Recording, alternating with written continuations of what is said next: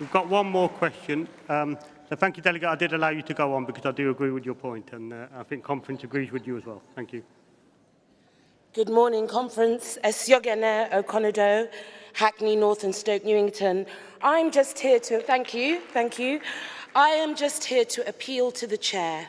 On my knees, I was doing hammer time, everything. No one noticed me yesterday when I wanted to speak. I would like to see someone that looks like me at some point on this podium. Thank you.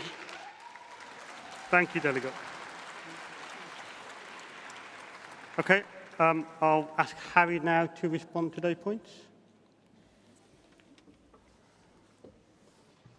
Thank you. In response to the last speaker there, that point there that will be referred back to chairs. In terms of Irene, well, I don't think I could say any better than Irene about the litter and the issues that were there. So again, I ask colleagues, delegates in the hall, please ensure that you take it with you. Regarding the issue, we will check out the ballot and the indication there that there was a 0. We will check that back when we go back to the office. And again, the other issue would be the feedback in terms of Bedfordshire. We will feedback to the NEC in terms of that. In reference to the Ford report, that's not CAC business, that's NEC reference. And again to Alexandria, we needed again the selected in stage C. Again, we will review the issues that have been raised. And again, thank you for your contributions in coming to the rostrum. Thank you, Harry. We'll now take the vote on the CAC report. Can I see all those in favour of the report? Accepting the report. Thank you. And all those against? That's clearly carried. Thank you, Conference. Thank you, Harry. Yeah. Okay, now we move on to the first debate, which covers the Safe and Secure Community Policy Commission annual report.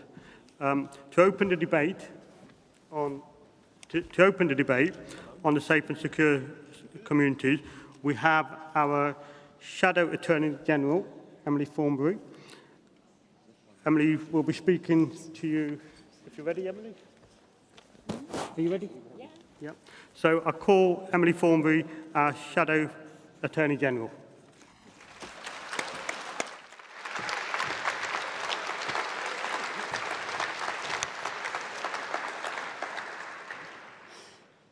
Conference, it's a pleasure to be back in Liverpool. But I must start with an apology.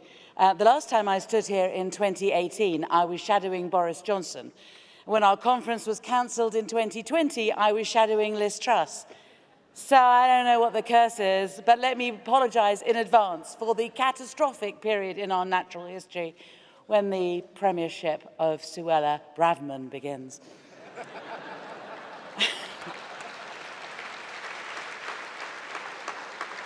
But it could be even worse, Conference. I think we need an emergency motion on this, stating that Keir must not, under any circumstances, make me shadow Jacob Rees-Mogg.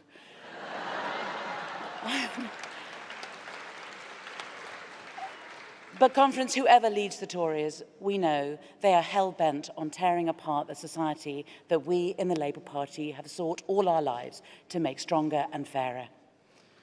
That is why we're in politics. That's why we fight to get into government. And that will be the choice facing our country whenever the next general election comes. But, Conference, we can never build that strong, fair society without the foundation of laws that apply equally to everyone and a criminal justice system that is able to enforce them. A foundation that is becoming weaker every day the Tories stay in office.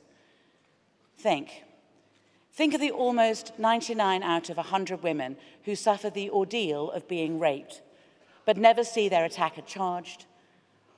Then think of the tiny minority who do, but have to wait 3 years for their case to come to court.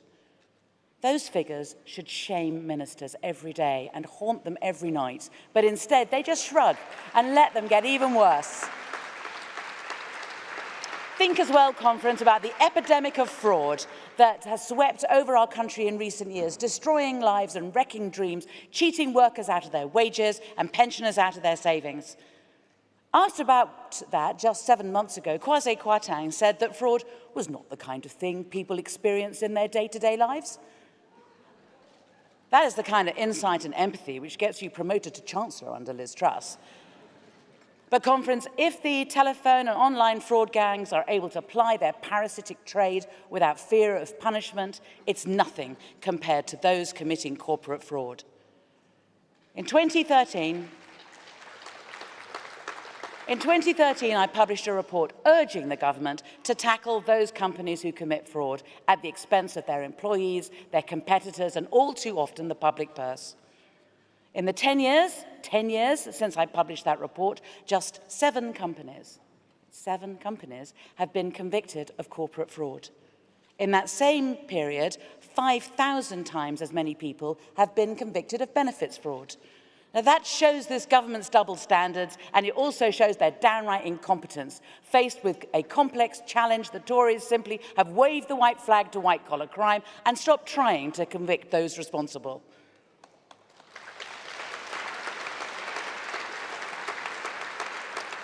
It's another addition to this government's special club of impunity, along with burglary, car theft, street crime, and to their eternal shame, rape and sexual assault. But, Conference, all of that is going to change under a Labour government. As Stephen Yvette will spell out this morning, we will end the era of criminal impunity. We will give protection and security to women and girls, the elderly and the vulnerable, and we will send the message loud and clear to all those who are preying on our communities that we are coming for you.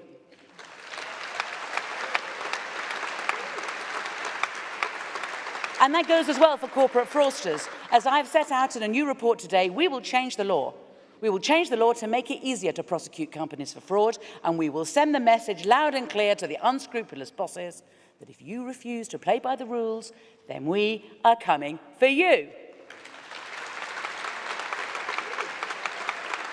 And we all know, Conference, that when it comes to out-of-control individuals who consider themselves above the law, the biggest problem facing our country is not the criminals on the street or in the boardroom, but the current Tory government. From Rwanda and Northern Ireland to COVID contracts and workers' rights and the sickening spectacle of the Downing Street parties, this is a government which treats the law not as a guardrail to keep us on the straight and narrow, but as a barrier to be torn down whenever it gets in their way. Now, that doesn't on its own explain the fact that so many crimes now go unpunished, or the record backlogs that have brought our courts to breaking point, or the collapse of legal aid as a guarantee of equality before the law. But what it does explain is how those cracks can emerge in the foundation on which our society is built, and the government could not care less. That is why, like every other crisis facing our country, we will only start to repair our justice system when we succeed in changing our government.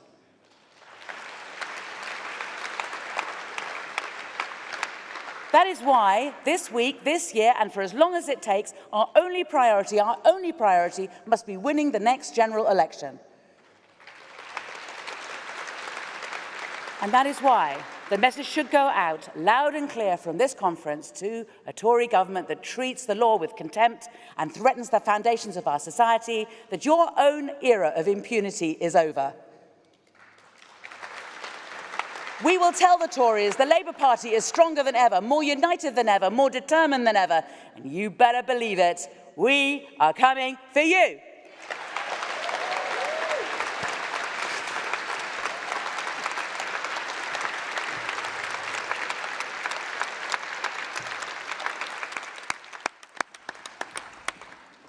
Thank you, Emily. So next we have our Shadow Secretary of State for Justice and Shadow Lord Chancellor, Steve Reid. Thank you.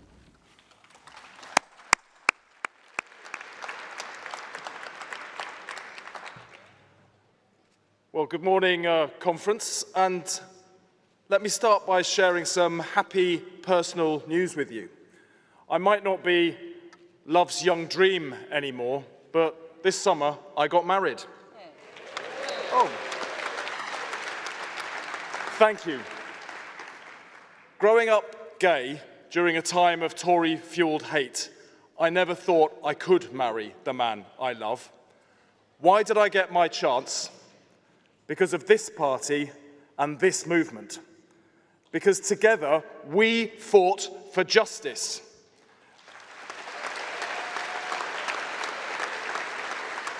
Because love trumps hate.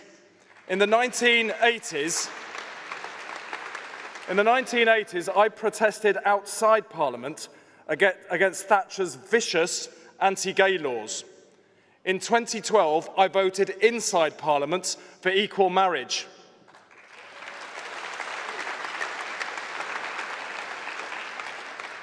And now, here's the ring on my finger.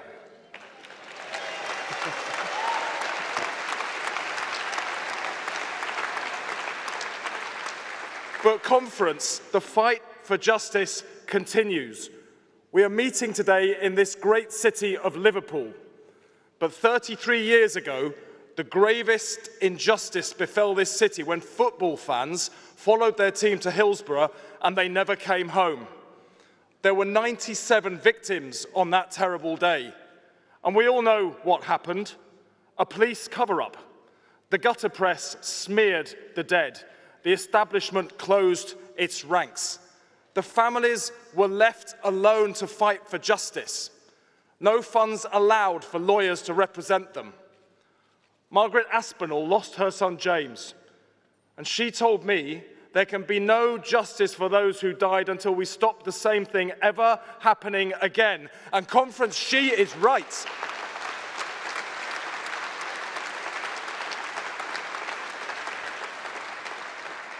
That's why Keir Starmer's Labour government will bring in a Hillsborough law so victims of major tragedies get the same legal representation as the authorities that failed them.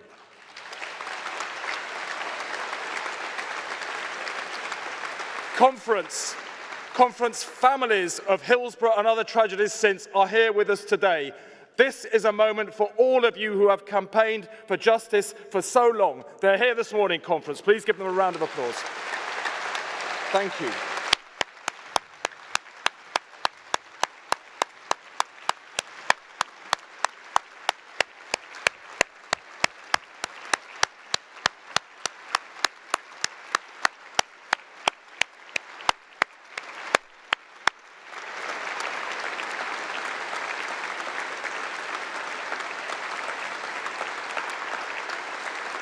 Thank you, conference. Thank you, conference. And we salute to the Labour MPs from Liverpool in particular who have supported that campaign all the way through. Conference, every victim of crime deserves justice. Yet under this Tory government, justice is denied. They've taken thousands of police off our streets, closed hundreds of courts and trashed the probation system. Prosecutions are now so low that crimes as serious as burglary and fraud have effectively been decriminalised. Under this Conservative government, only 1 in every 100 people accused of rape is ever prosecuted in court. Conference, where's the justice in that? A girl who was raped, aged 13, was forced to wait 2 years for her case to come to trial. 4 days before the start date, it was postponed for another 9 months. Delays of this length are the norm, not the exception in Tory Britain. Liz Truss, that is a disgrace.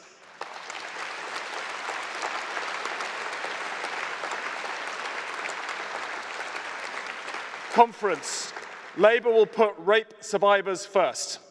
We will open specialist rape courts across the country to tackle the epidemic of violence against women and girls and get the courts backlog down.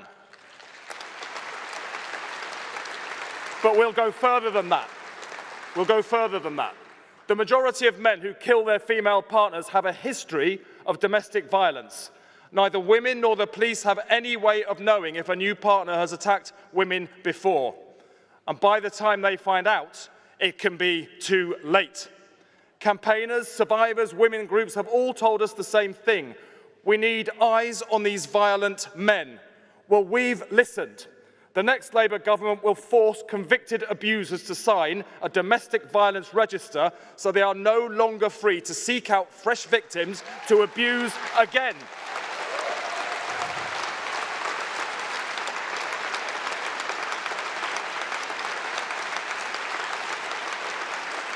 Conference, the next Labour government will come down hard on criminals, that's a promise. But we will also tackle the root causes of crime. No child is born bad. Things happen in some young lives that lead them into crime. All the evidence shows that tackling trauma from childhood can break the cycle and prevent a child from becoming a criminal or stop a criminal from reoffending. Labour will use this understanding to reshape our criminal justice system to stop crime at source. Our old slogan, tough on crime, tough on the causes of crime, is about to meet the future.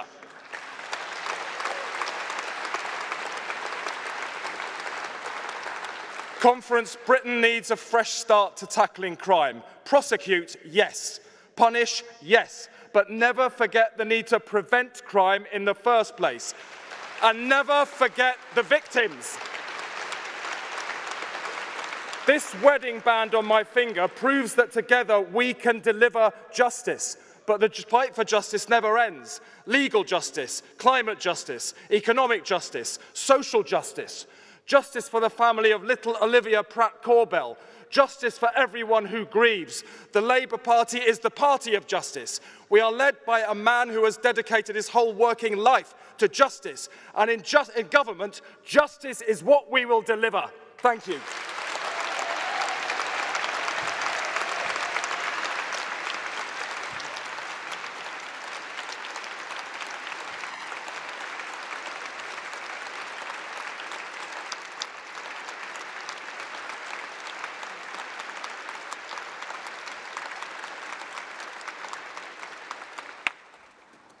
Thank you, Steve. And from those who speak to you, from their personal experiences, their dedication and commitment to the Labour values, we just know why they both need to be running their department in government under the leadership of Keir Starmer. So, once again, thank you both of you, Emily and Steve. So, our first item of business is the reference back. We have one from Sutton and Cheam CLP, which is detailed on page 8 of today's CAC report. Can I have a delegate from that CLP, Sutton and Cheam CLP, to come forward to move that reference back? Have we got?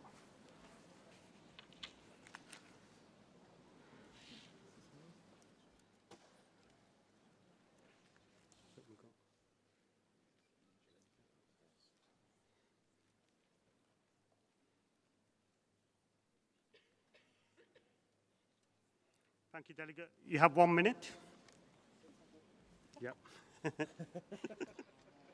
Good to see you. Morning, Conference. As you probably know, my name is Liz Martin. I'm here to move this reference back, and just before I do, thanks very much, Steve Reid, for talking about trauma in childhood. I can't, that's so close to my heart, I can't tell you. Anyway, sorry about that. The NPF report makes no reference to the Police Crime Sentencing and Courts Act of 2022, which restricts the right to protest. We are calling on the NPF to consider a policy where a future Labour government seeks to repeal this legislation.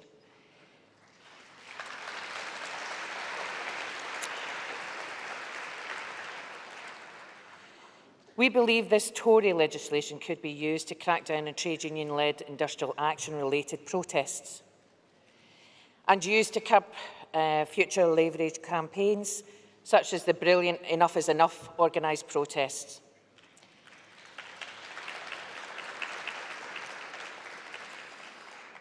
Our right to protest is a fundamental democratic right, and it is one powerful way to effect change.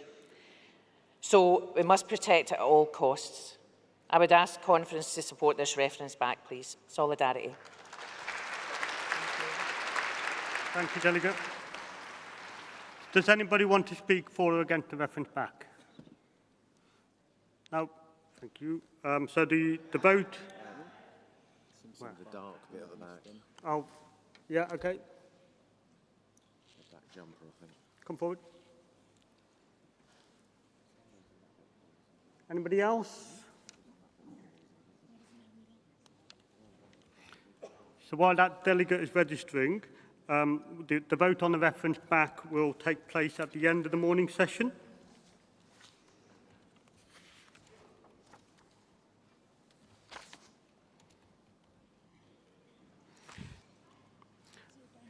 Yeah, come on up.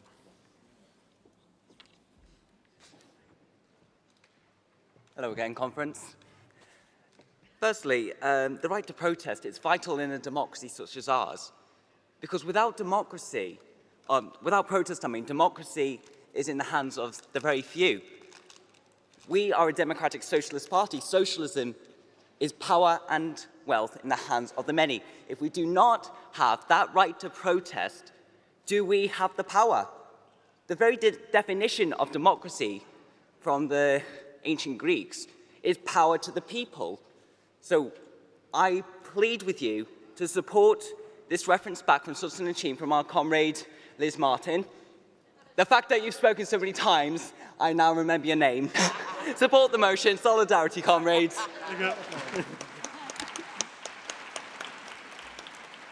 Thank you, Delegate. So we now move on to the composite. So composite 11 is the only composite in this morning's debate, in this debate. So that's violence against women and girls, and it's listed on page 11 of the CAC report. It will be moved by Ribble Valley CLP and seconded by South Ribble CLP. So can I see delegates from both of those CLPs to come to the desk to register?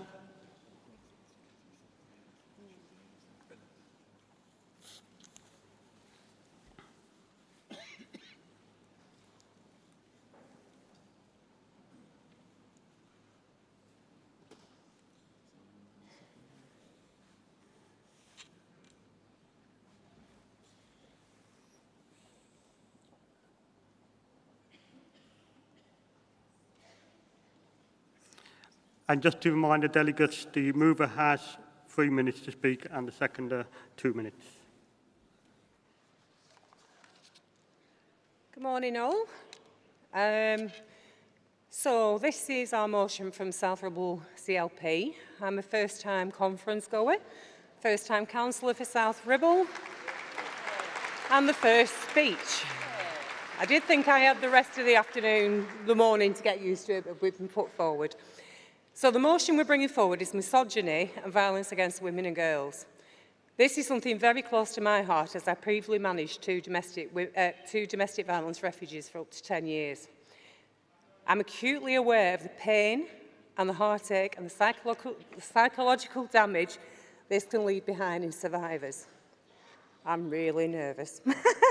Misogyny is defined as the hatred of, contempt for and prejudice against women and girls. It can also refer to social systems or environments where women face hostility and hatred just because they're women. It's usually in a world created for and by men. A historical patriarchy such as Parliament and long-established and historical institutions. What I'm very proud of the Labour Party for is the equality across men and women. A perfect example of this was when our esteemed leader, deputy leader, Angela Rayner, was said to have worn a skirt in Parliament, which put Boris Johnson off doing his job. I think there was a lot of things that put Boris Johnson off doing his job. So basically, we sort of laugh about that, but it's not. Because a lot of women would have gone home with that thinking, what should I wear? Should I cover up? Should I put a pair of pants on? And then the actual thing came out. The next time she did wear a pair of pants, the tractor porn came out.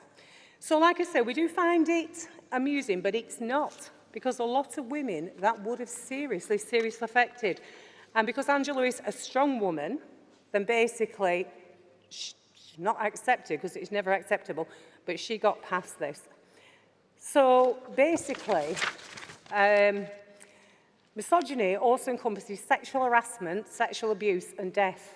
And today, we also have growing concerns about incel groups.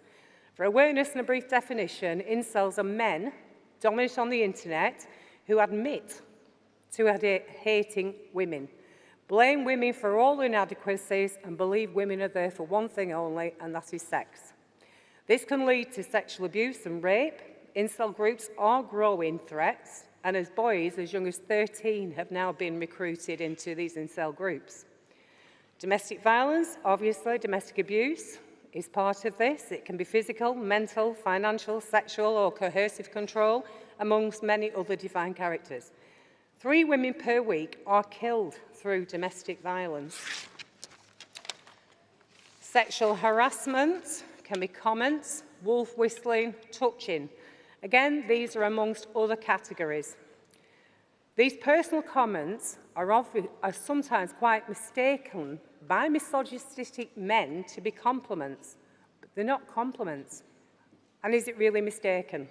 Do they actually know what they're saying? So we call upon the Labour Party, as our motion, to campaign for the following.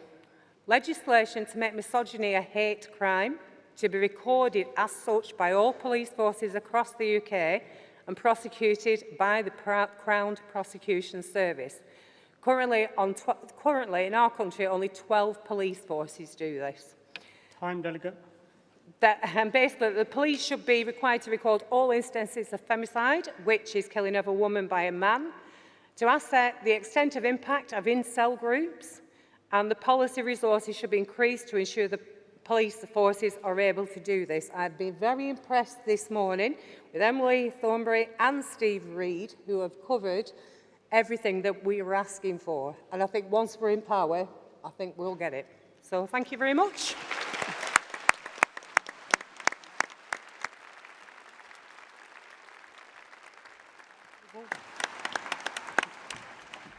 South Whibble.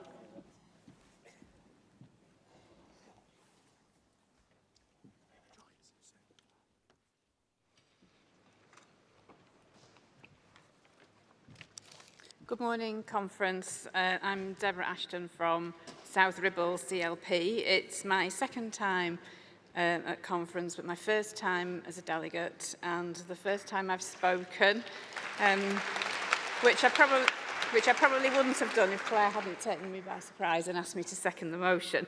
Anyway, I take great delight in seconding the motion. My own CLP, which is adjacent to Claire's, has also adopted a very similar motion, as have many other Lancashire CLPs and local authorities. And I think a lot of that has been down to the work of an excellent women's network that we have in our part of Lancashire, where the women from the different CLPs come together. The motion also means a lot to me personally. I've just endured a lengthy and traumatic divorce, which I started in 2019 to bring to an end a coercive marriage. And I got a text from my solicitor during the conference whilst I've been sitting on the floor of the conference to tell me that she's finally received the signed court order from the judge. So this...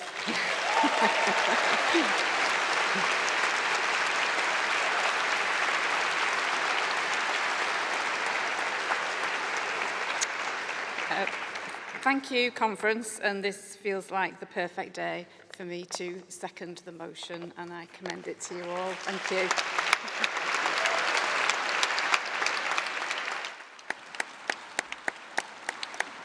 Thank you, delegates. Thank you for your contribution. So I will now take speakers from the floor. So when you're indicating, don't stand on the seats, don't wave props around. You know the drill by now. And I'll be taking speakers in rounds of 4. And we'll try and get through as many as we possibly can. Okay, so take the lady here. Delegate there in the red. Sorry, over there. Yeah. Sorry. Delegate there. Behind you. Sorry, behind you. Yeah. Yeah.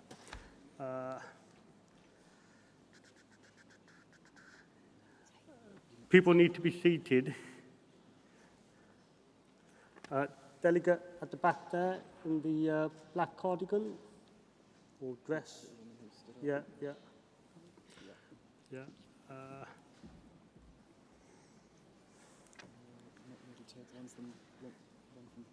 Which one?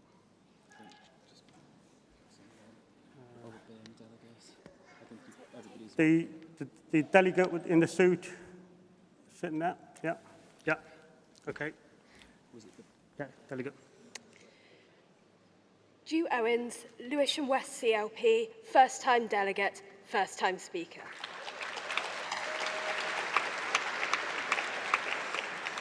Conference. I am speaking in support of the motion that has been proposed this morning.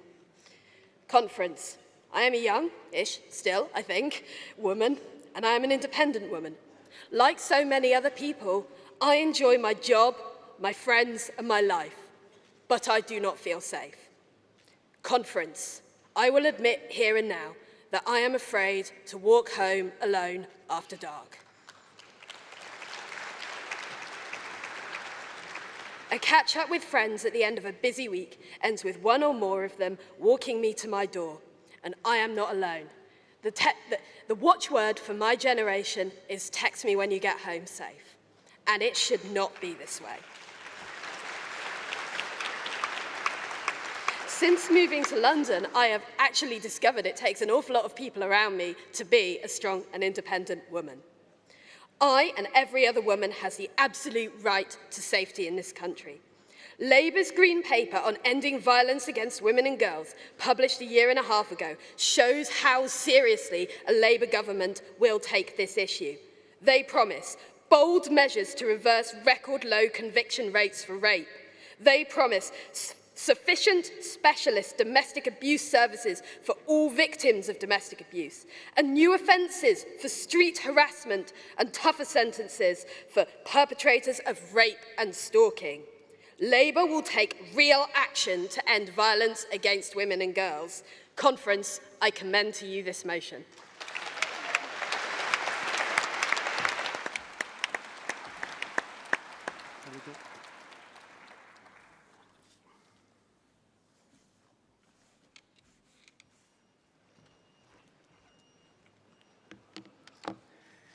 Conference. Councillor Emily Darlington, Milton Keynes South CLP, and standing to be Labour's next MP in the great city of Milton Keynes.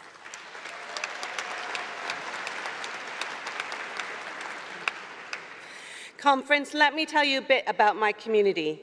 Milton Keynes is a city of pioneers, a new town, a spirit of adventure. We're now a proud city and with a newfound city status, and where a Labour council is building council houses again for the first time in a generation.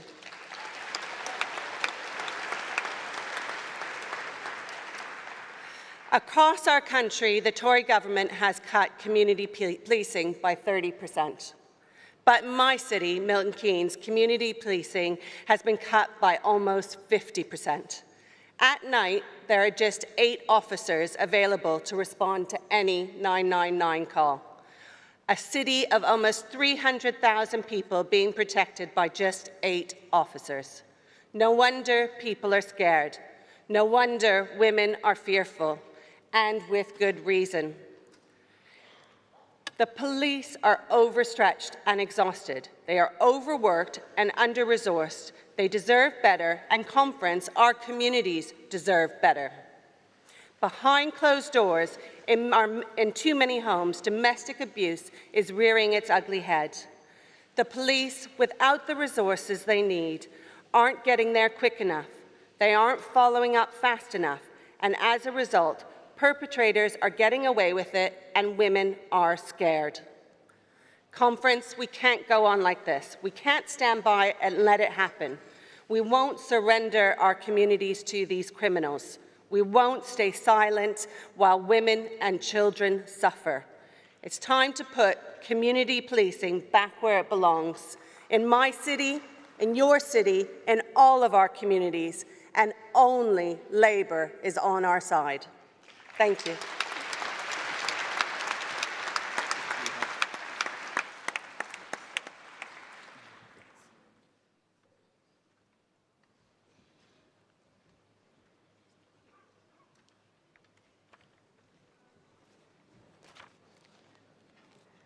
Conference, thank you. Catherine Salt, Bowls over CLP, and this is for you, Dennis.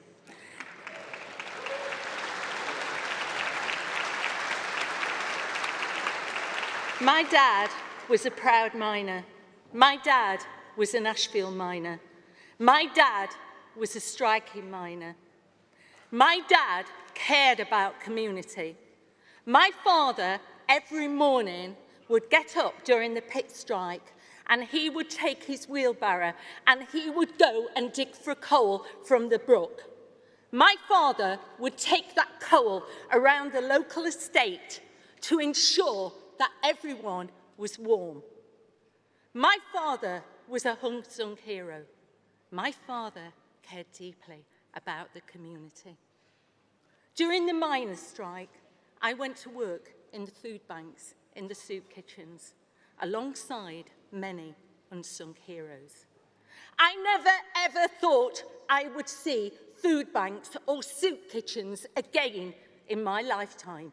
But this government has systematically ripped the heart out of our communities, the love out of our communities. My father never ever saw a Labour government again. My father died far too early of pneumonicosis. My father never saw justice for Orgreave. My father never saw the correct miners' pensions. My father cared so deeply about community. I implore you all to work together, united as a Labour Party, so that we win back all the coalfield communities. We win back Mansfield, Ashfield, Erewash, Bassetlaw, all of them, Bolsover.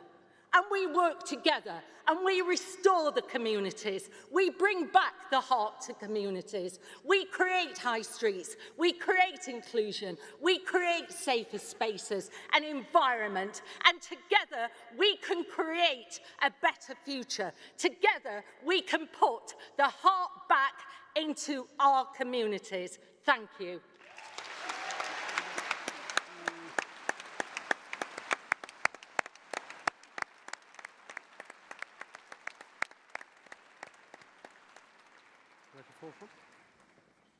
Yep. Where is it? Where is it? We had another delegate. Oh, lost the delegate. Okay, all right. So next round of speakers.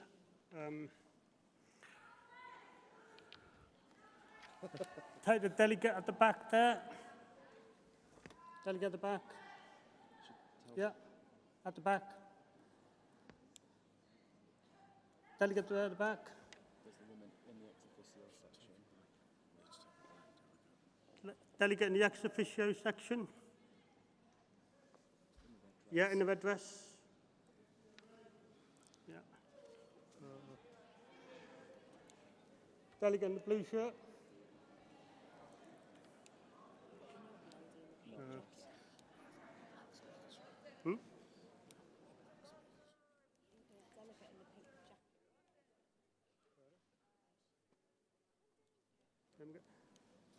The delegate in the black jacket and the red top there. And then we'll have another round after this. You might want to tell people we'll come back to different sections if they've been missed this time. We can have a quick look at which sections we haven't called from, and then we'll try and target those. Ready? Thank you, Delegate.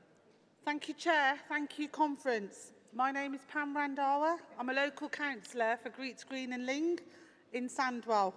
In the West Midlands, I'm a delegate for Worley CLP. First time as a delegate and first time speaking. Thank you.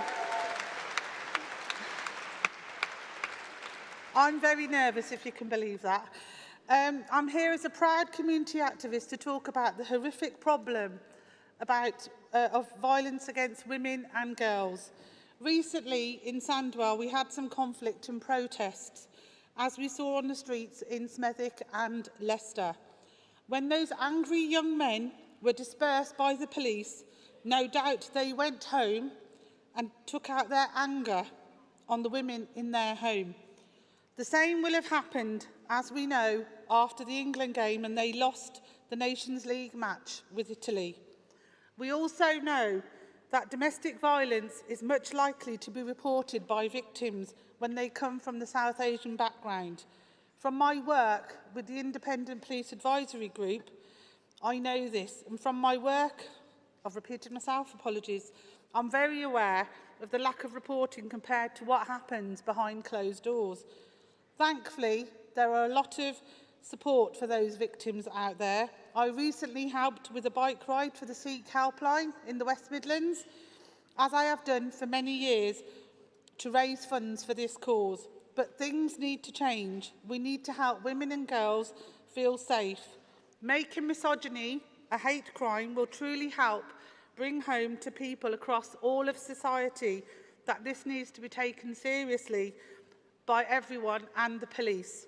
This is just one reason why we need a Labour government for a fairer, greener future. Thank you, Conference.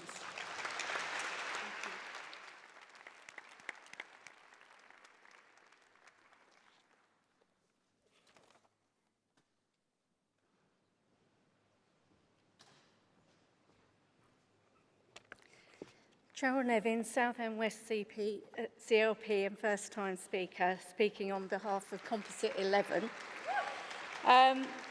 Conference, I want to tell you a story about a young lady I once met who walked into an adult education centre with a black eye. The smart women in the room recognised that she hadn't walked into a door and that actually it had been something that had happened to her in relation to a relationship. So they asked her, and 8 out of 10 of those women recognised that they too had been in a physical abusive relationship or a coercive control relationship. And I found that a shocking revelation. It was then that I realised that those traits were in my own relationship. The constant put-downs, the strangulation, the control of finances, and poverty, we must recognise here, can put a strain on all family resources and relationships. It's not about pointing the finger at all men. I have some very lovely men in my family. But it is mostly a male problem that we need to address with respect, and we need to educate all. As an NHS manager, I learned that for some women, just getting to work, getting out of the door, can be a problem. The not turning up, the coming in late can be an attempt to deprive a woman of financial independence. We need to give police the resources they need. Currently, domestic abuse takes up a huge amount of police time. So I'd ask delegates to support this motion and also go back to your workplaces to ensure sufficient policies are in place to support women and girls. Thank you.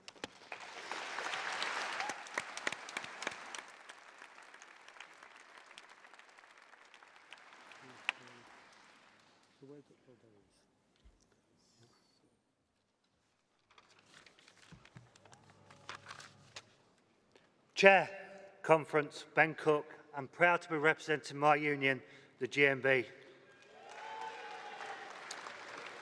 I'm from a sleepy town in Lincolnshire called Boston.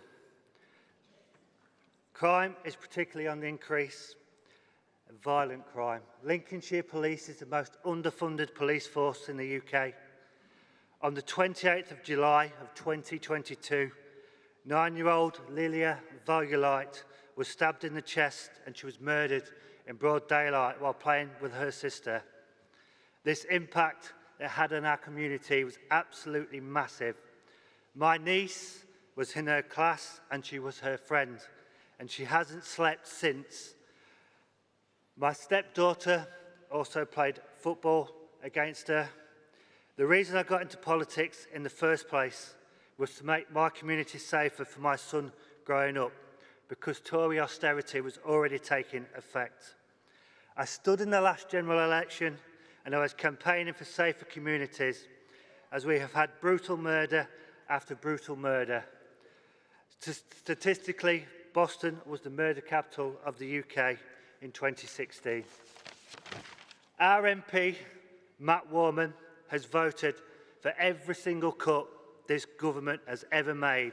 The Tories are responsible for the lack of community policing and the increase of violent crimes. If we had the funding and community policing Boston residents are crying out for, I think we can make our streets safe for women and girls. And Liverpool, the town of Boston, shares your pain because we know how it feels to lose a young life too soon. We grieve together for Olivia and for Lilia. And on behalf of our town, I offer you our deepest sympathy and condolences for the murder of 2 innocent children. But it's only a Labour government that will bring security to the streets and put an end to violent crime. Please support Composite 11. Thank you very much. Thank you.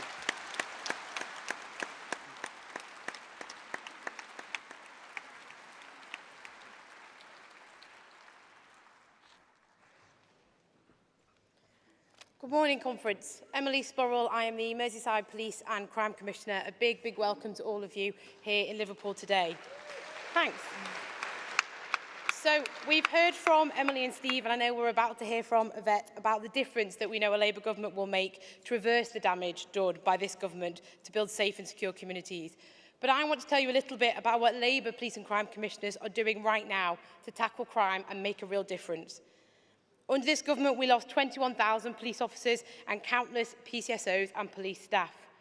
We are finally starting to see police officer numbers rise, and Labour PCCs are at the forefront of ensuring that those resources are invested in the right way and in the right places. In West Midlands, PCC Simon Foster is rebuilding community policing to keep people, their families and local communities safe. Here in Merseyside, we are putting resources into local policing, listening to local people, building relationships and prioritising their needs. And in Wales, under a Labour government, they are giving PCCs vital funding for PCSOs who are at the heart of neighbourhood policing. And this is what Labour in power can do. But it's not just about policing. We know the police cannot solve these problems on their own, despite what the new Home Secretary might think. Years of cuts to youth services, health services and our local authorities have taken a huge toll. Labour PCCs across the country have recognised that need and are investing in young people and vulnerable communities to stop crime from happening in the first place. People in Liverpool and across Merseyside know all too well the harm that serious violence can cause and the impact it has on individuals, families and communities. They also know that getting upstream and deterring people away from crime is how we keep people safe. So that's why here in Merseyside, I'm investing in our fantastic grassroots organisations to deliver youth diversion activities, to give young people a safe place to go and deter them away from criminality. We are also taking money out of the hands of criminals and investing it back into the community to support local groups and organisations to build resilience.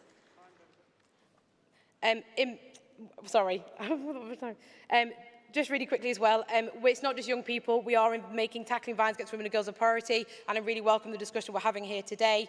Merseyside and Northumbria, we have launched major campaigns to tackle the scourge of misogyny and work to make public transport safer for women.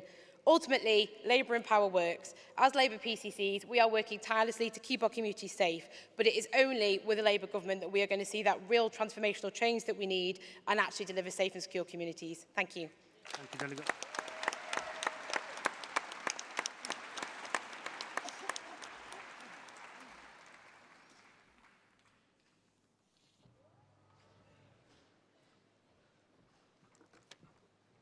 I'm Sajja Ahmad, first-time delegate and first-time speaker, speaking on Composite 11. Conference, I'd like to tell you about a woman who I'll call Shahida. Growing up in Nottingham, Shahida witnessed and experienced violence as well as emotional and sexual abuse in her family home. She internalised and accepted this treatment as it was all that she knew. Throughout school and early adulthood, Shahida carried the weight of her experiences. She found it difficult to hold down a job, to trust people and form healthy relationships. Many years later, as an adult, Shahida was fortunately able to process her trauma and to get her life back on track. She found the right tools to work through her experiences and with support from new friends, rebuilt her life. This government must do more to provide well-funded provision so that women like Shahida don't have to fend for themselves. It's vital that a Labour government prioritises tackling domestic violence.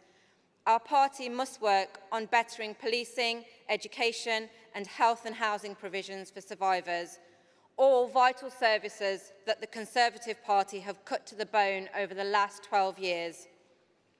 It was under a Labour Police and Crime Commissioner that Nottinghamshire Police paved the way by being the first to recognise misogyny as a hate crime, with the aim of making women safer on our streets.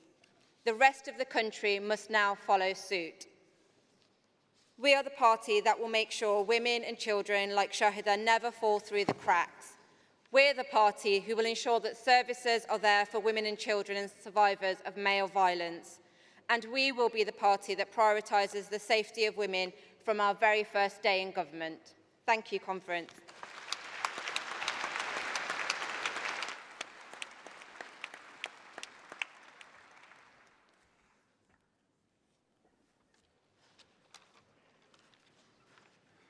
Hi folks, I'm Greg from Eastwood CLP in sunny Glasgow, first-time delegate.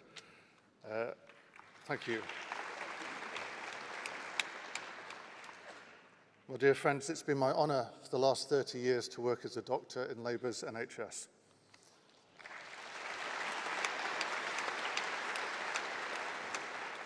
For the last 5 years, to my disbelief, there have been protesters outside my hospital bullying women attending for abortion healthcare.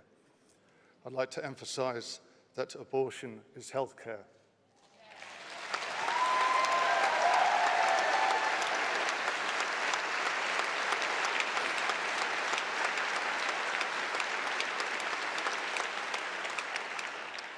This is targeted gendered harassment, and it is persistent and spiteful misogyny.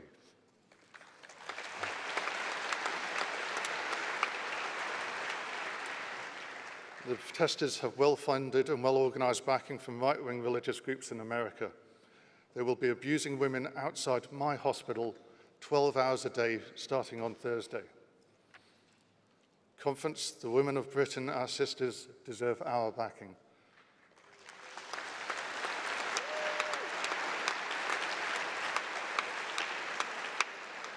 They deserve the right to access abortion healthcare without harassment, and they deserve so much better than the current anti-abortion Tory Minister for Health.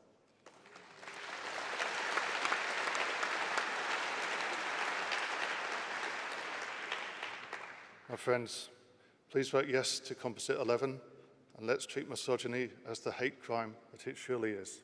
Thank you.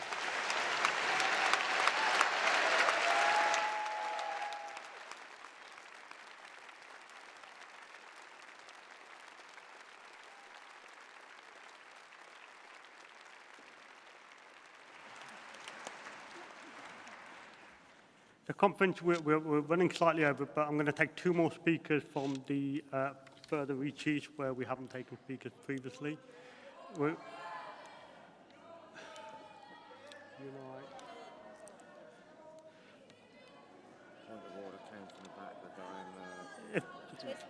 point of order needs, if you come to the desk and explain your point of order, if it's a point of order, I'll take it, otherwise we won't. Which one? No. But there's another lady that Joe wants to call with the white hair and the black fur with her hand up. The lady with the kind of blonde hair with the black hair up and the bracelet and the black cardigan is the one Joe Bradley. Okay, lady in the blonde hair and dark cardigan. And then on the far side, the guy in the white shirt. The delegate in the white shirt. And I'll take one more, the lady here. Thank you, Conference.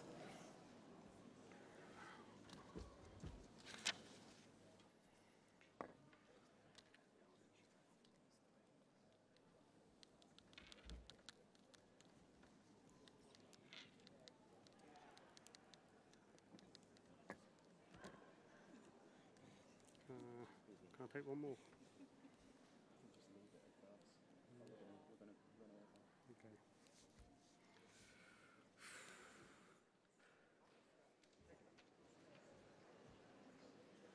Good morning. Conference, my name is Nevo Brady. I'm a solicitor and I'm a proud Unite the Union member. Thank you. The legal aid system, that is, the right to publicly funded legal representation and advice, was a pillar of the welfare state. But like our benefit system, it has been systematically underfunded and in several areas withdrawn by the Tories. And at the same time, our rights have been eroded, such as the criminalisation of the peaceful right to protest, limitation of freedom of association, and a weakening of employment rights. Look at fire and rehire. It was a disgrace. And at the same time, undermining health and safety protections at work. And with more of the same promised by the new 12-year-old Tory government. Lawyers have been demonised, such as challenging deportation of migrants to Rwanda, or the award of contracts by the government without proper procurement processes. We've been demonised as trendy lawyers. Unite the Union has many members working in the justice system, in advice centres, solicitors and barristers, whose earnings are under attack, as in several areas fees are not recoverable from the wrongdoers or at sustainable rates.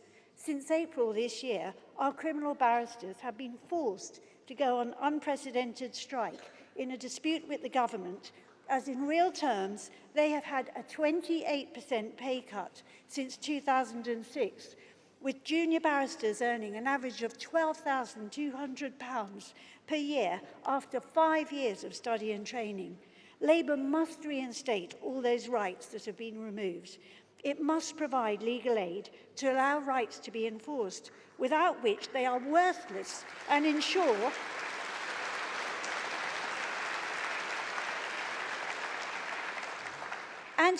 that those working in the system can earn a fair salary. Conference delegates, please support our striking barristers. And in the meantime, until we have a Labour government, please advise your family and your friends to join a union, because we will protect you and we will represent you. Thank you.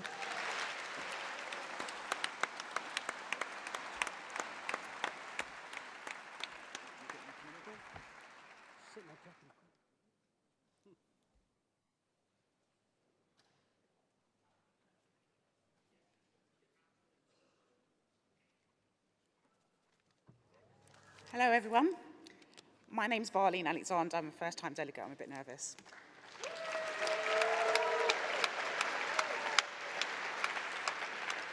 From an early age, during the Thatcher years, I was extremely aware of the inequalities and the impact on my local community and my family. When I was 6 years old, my father was shot and killed by the police on my mother's 25th birthday. Whilst my dad did not change the world, I've always been an agent of change. I wanted to not blame people, but just really work on the reasons why his life ended the way it did. Due to that, all my siblings wanted to go into social care. 2 of my siblings are social workers, and I'm a mental health nurse, working within CAMS.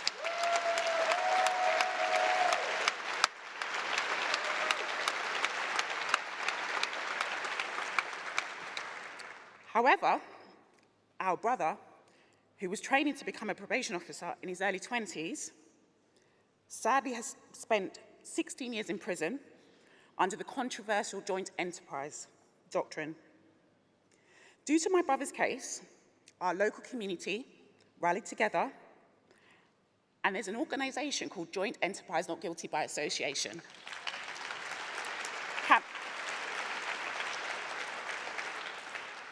Campaigning to change Joint Enterprise. Whilst I do not have time to go into details regarding my brother and my father's case, I do believe the perception of the police and the fear of the police played a part in their fate. Young men policing themselves, having a lack of trust in the police, limited opportunities, and boundless barriers is a recipe for disaster. That's why it's so important we need more black men representation in this party. We do.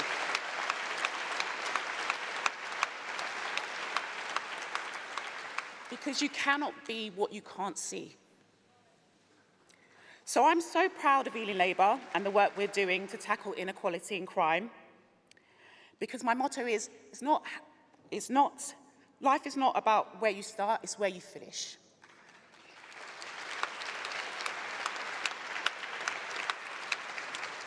That's why everybody, we need to work together, knock on every single door, and make sure that Keir Starmer is the next Prime Minister of this country. Thank you.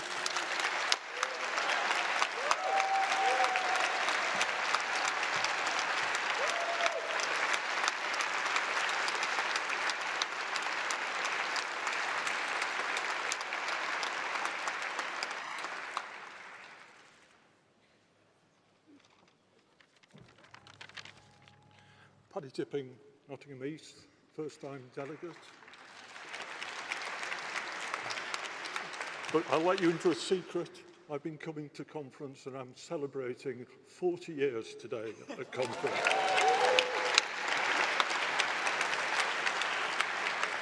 Most latterly as the Police and Crime Commissioner for Nottinghamshire. And of course we've now got a Tory Police and Crime Commissioner in Nottinghamshire, who earlier this year was convicted 5 times for speeding offences in 3 months. And she didn't resign. Well, what's new? The Tories don't believe the rules belong to them. It's the same old Tories every time.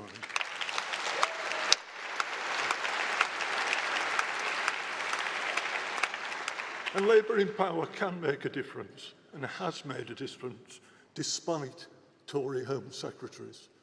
Suella Braverman wrote to police leaders just this week on Saturday saying diversion and inclusion wasn't important. But it is important. In Nottinghamshire, we were the first police force to declare misogyny a hate crime.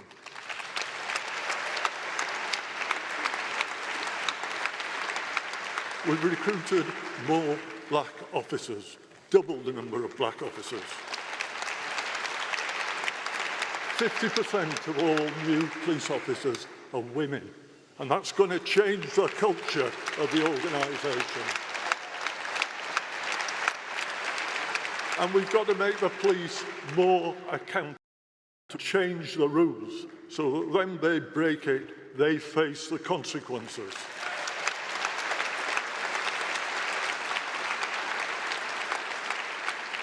Knife crime's down by working with the community and working with other people.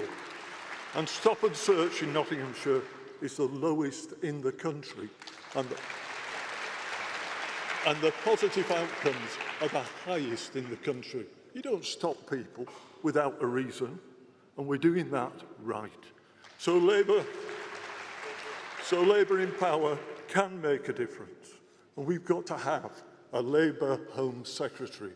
Working together, we can build strong, safe communities. Let's get out of here. Let's get out on the beat. Let's knock the doors, and let's return. Thank you, Delegate. So we've had some really passionate and insightful contributions, but we're going to have to bring the contribution from the floor to a close there. I'm really sorry if those who haven't been called, but we do have other policy debates coming up, and there are more opportunities to be called and make a speech during those. So now I'm going to move on to calling our Shadow Home Secretary to close the debate. And Yvette is one of the stars of the front bench, and I'm sure we're going to have an excellent speech from Yvette. Thank you, Yvette.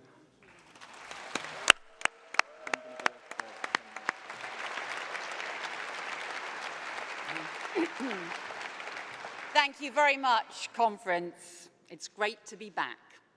And back in the brilliant city of Liverpool, here on this beautiful waterfront. And I'm here with Holly Lynch, Naz Shah, Stephen Kinnock, Sarah Jones, Jess Phillips and Vernon Coker, our brilliant Home Affairs shadow team.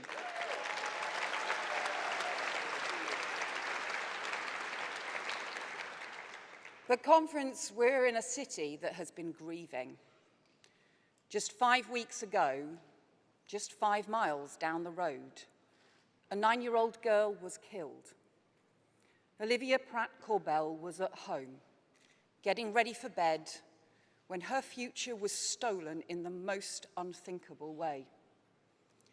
Devastating for her family, for a community, and in the words of the Liverpool Echo, for school children weeping in a classroom with an empty chair. On Saturday, Keir and I met and thanked some of the police officers and family liaison officers working on Olivia's case. And last week, I met community groups here and saw the huge support the whole city and civic leaders, including Steve Rotherham and Emily Sporrell, are showing to the family, the community and the police. And Conference, we thank them and show our solidarity with them in the fight to get justice for Olivia now.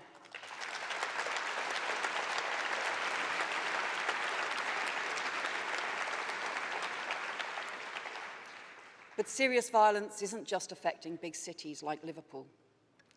This summer we've seen an 87-year-old pensioner killed in Greenford.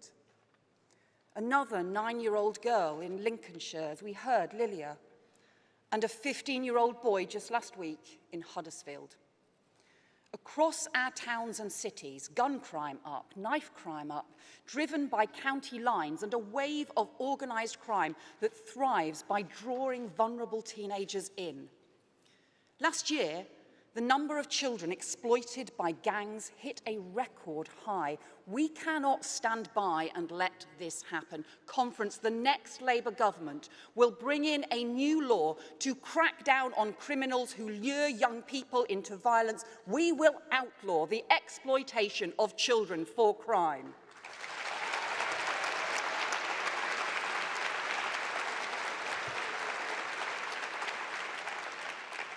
And Conference, Labour is also setting out a new plan with mental health professionals, safer schools officers and mentors to support young people at risk. Because, we've said it before, tough on crime, tough on the causes of crime. That is what Labour does. That is what Labour does. We'll do what it takes to protect our children from crime.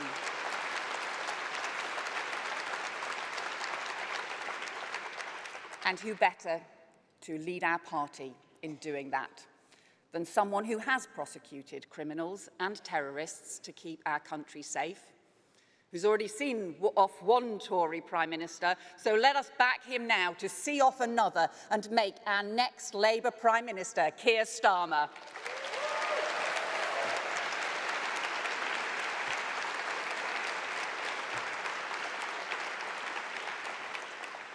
But Conference, the Tories' 12-year record on Home Affairs is grim. 6,000 fewer neighbourhood police officers, 8,000 fewer PCSOs, arrests halved, less crimes solved, more criminals let off, more victims let down, border security failures, more smuggler gangs, more dangerous boat crossings, passport delays, visa delays, Windrush compensation delays. And what's the Tories' response? Well, they say they've delivered more police. Who are they kidding? They cut 20,000 of them.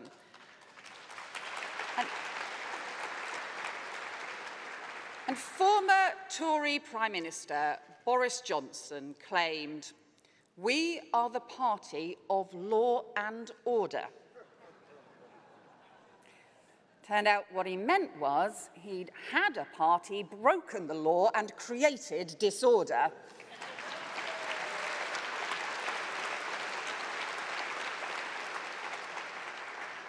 In May, he announced it was Government Crime Week.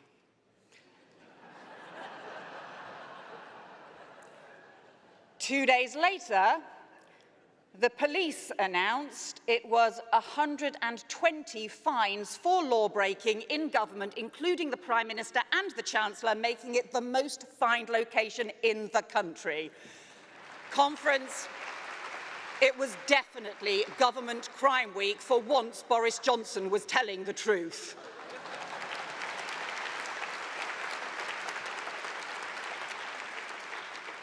But Liz Truss, we have a new Prime Minister now. Liz Truss tells us she has a big idea to turn it all around. She says she's going to tell the police they need to investigate more crime. Genius! If only all the other Tory Prime Ministers had thought of that. But Conference, I don't think the Conservatives have any idea how tough things are starting to feel for many people in towns and cities across the country now. Communities that bit more fragile as the cost of living bites. And people increasingly fearful that public services won't be there for them when things go wrong. Police officers already picking up the pieces as other services break, sitting for hours with mental health patients or taking defibrillators to heart attacks because the ambulances can't come. And as a result, they're too overstretched themselves. So shop owners report thefts and no one comes. Parents worried about drug dealers by the school gate, but no one comes. Families are burgled and no one comes.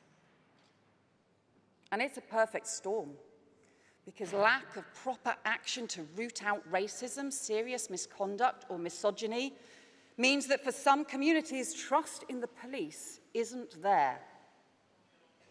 And even if someone comes, too often, nothing happens. The charge rate has dropped by 2/3 in 6 years. So after 12 years of Tory government, in 94% of crimes now, no one is charged. Time and again, no one pays the price, there are no consequences, there is no justice. Now, the Conservatives want us to think that none of this is their fault. Yet it was their policy to slash the police, the youth services, the courts, their policy to show no leadership on standards and to divide our communities, pitting people against each other. This is a laissez-faire approach that isn't an accident, it is Tory ideology.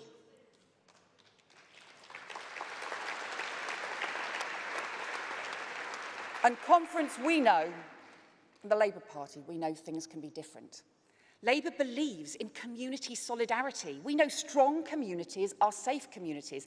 We believe in public services, valuing public servants and setting high standards. And that is why, to the firefighters who spent this summer battling wildfires, to the police officers and staff who made it possible for millions to show respect to our Queen, and to all our emergency service workers who show great bravery and keep us safe, we say thank you.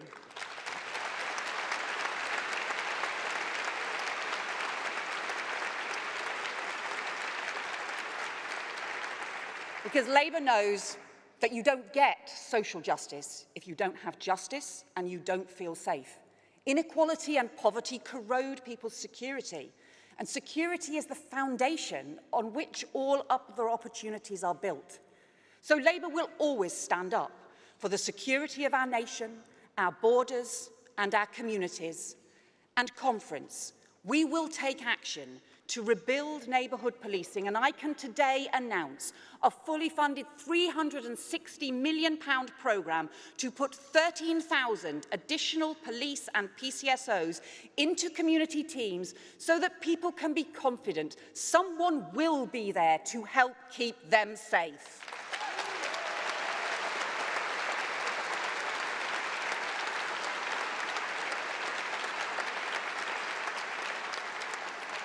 And Labour will strengthen police standards, overhauling training, vetting and misconduct procedures, and new mandatory rules and safeguards on the strip searching of children so that an awful case like that of Child Q, a black teenage girl in East London, can never happen again.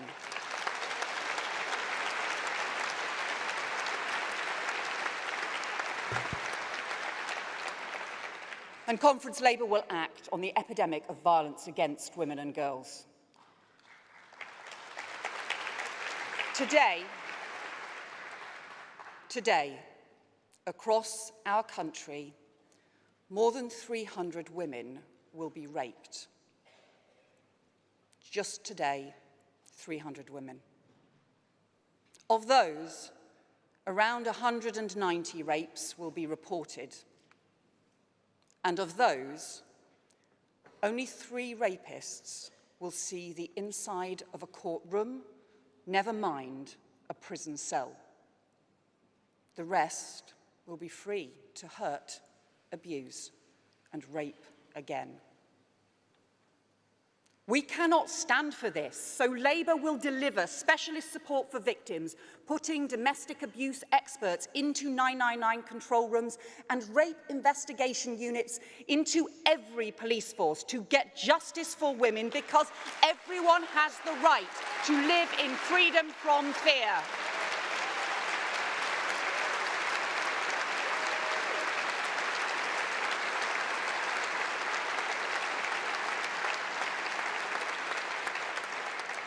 And Conference, we will always be ready to roll up our sleeves and to do the hard work that is needed.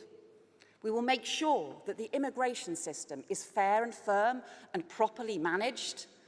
And unlike the Tories, we will work with France to prevent dangerous small boats crossing the Channel and putting lives at risk, with a new cross-border police unit to crack down on the criminal gangs who make millions from trading in people and profiting from their lives, paid for by cancelling the deeply damaging, extortionately expensive, unworkable and unethical Rwanda plan.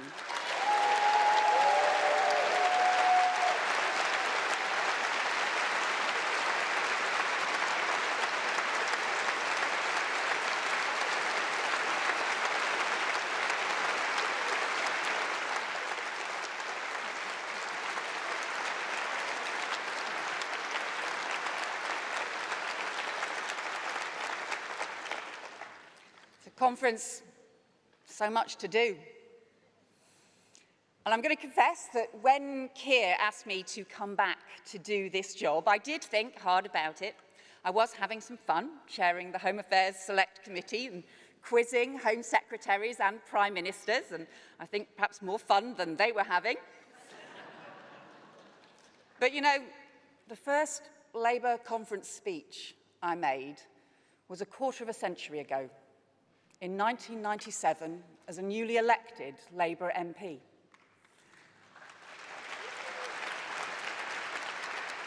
And I've spoken through the years on amazing Labour government policies, like Sure Start, like zero carbon homes, like cutting child poverty, guaranteed GP appointments, but all of them cancelled or slashed or reversed by the Tories. And I am sick and tired of watching the Tories run our country down.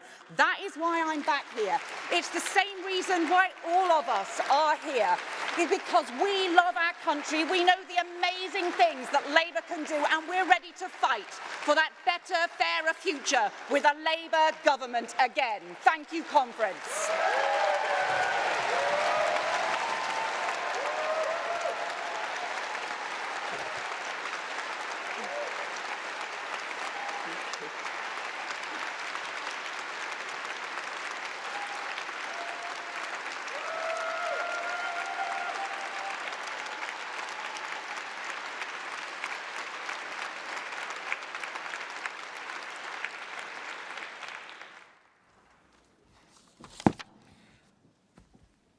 Thank you, Yvette.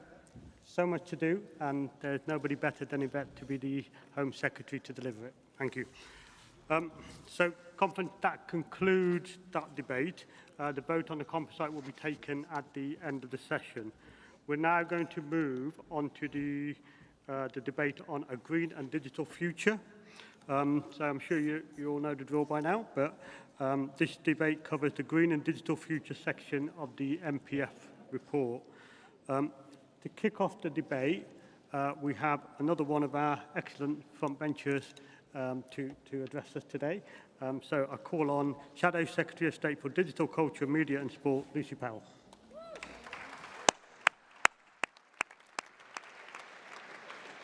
Thank you very much, Conference, and thank you to my brilliant shadow team who are here with me today as well. Thank you, I can't do the job without you.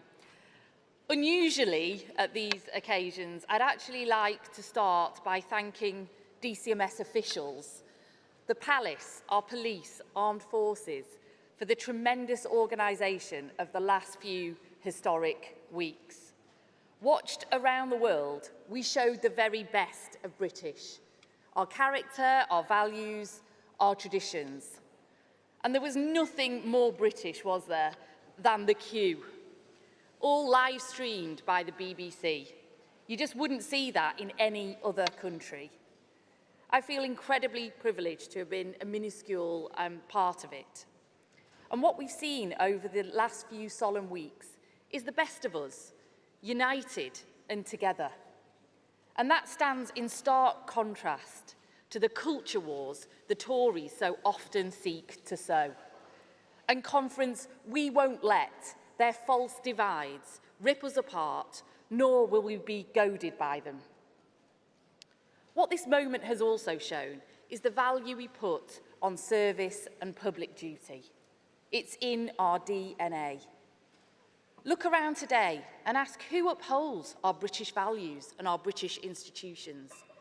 It's not the Tories. Offended by their own bad press, and how shall I put it, one or two of Nadine Dorris's TV interviews which didn't quite go to plan, the Conservatives want to sell off Channel 4 and end the BBC as we know it, just as the rest of the world envies our renowned broadcasters. We understand their true value as cultural cornerstones of our world-leading creative industries. But their value is more than economic. They bring us all together in good times and in bad. And that's why we will keep Channel 4 in public hands. And we will secure the future of the BBC as a universal, publicly owned broadcaster. And what's more, we'll protect it from party political interference. But Conference, I say this to BBC executives. Public trust is at its strongest when the BBC is truly independent. Don't put that at risk by dancing to the Tories' tune.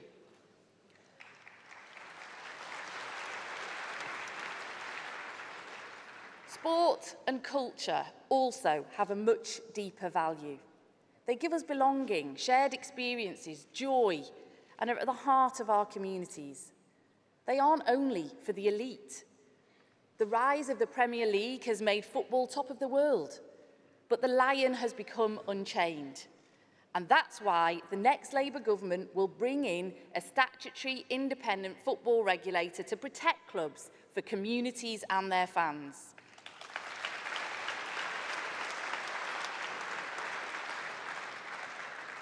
And as a Mancunian here in Liverpool, perhaps we can agree on this. Sport and culture have been pivotal to our region's renaissance after decades of decline under the Tories' trickle-down that never got north. Libraries, galleries, nightclubs and leisure are crucial to the revival of our high streets. And charities are at the heart of a society that works for everyone, yet they're at real risk from the cost of living crisis and the pandemic. We just have a different view than the Tories about how to build a successful country, not by leaving some behind, but by enabling happy, thriving people and places that we can feel proud of. Now, the Elizabethan age was an age of huge progress. Ordinary working people able to own their own home, go to university, get free healthcare and communicate around the world with access to information in their back pocket. But we're now entering the digital age. Technology is changing at breakneck speed. Science fiction has become science fact. But the big choice today is who this benefits. While the promise of the digital era was to spread knowledge and connectivity, it has in fact seen power and influence amass in the hands of a few. Just as Harold Wilson demanded the white heat of technology work for everyone, today's Labour demands a new settlement for the digital age, working for the many. Let's be honest, this just isn't a task that Truss's Tories can take on. To them, regulation is a dirty word, even if it means regulating to stop our children being harmed online. Her idea of what is right for the many is to give even more power and wealth to the few and hope for the best that it trickles down. Well, it won't. In the information age, where data and platforms wield the power, shaping what we think, buy, work, and how we access services, this is an urgent task. We will put an end to workers being at the wrong end of automation and instead ensure it's a tool for their prospects to improve. We will ensure we have world-leading digital infrastructure in every home, connected, and lead the race in industrial 5G. But conference, let me be clear, we can't deliver any of that without decent pay and conditions for telecoms workers.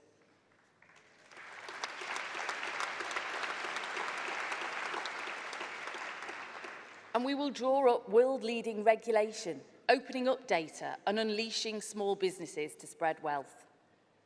We will upskill our workforce and citizens so that we become a tech-savvy society.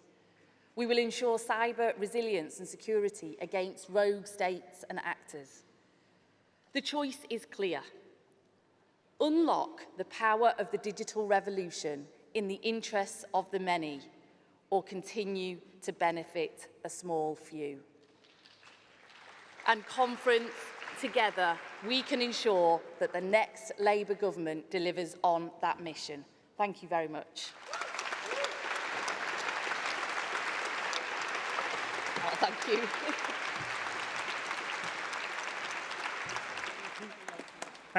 Thank you, Lucy.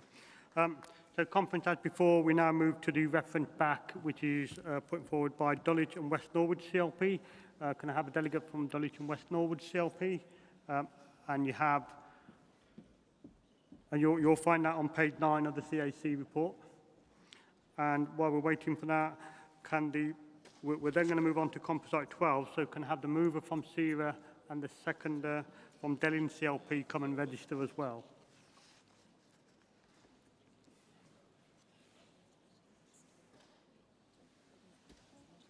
And you have 1 minute, delegate. Thank you, Chair. I am here as a first-time delegate, first-time speaker for Dulwich and West Norwood CLP. Thank you. My reference back was primarily to raise the awareness of the issue that the timescale as well as the level of, climate reduction needs to be taken into account, but I am happy to withdraw this reference back to make sure, as long as the shadow ministers can acknowledge that this is just as important matter, the timescale as well as the gravity of the scaling back. Thank you. Okay, thank you, delegate. So that reference back is withdrawn and your point is noted. We now move on to composite. Well, because that's been withdrawn, we won't be taking any speeches on that. We now move to composite 12, which is on the climate crisis, and SERA to move. Delegate, you have 4 minutes.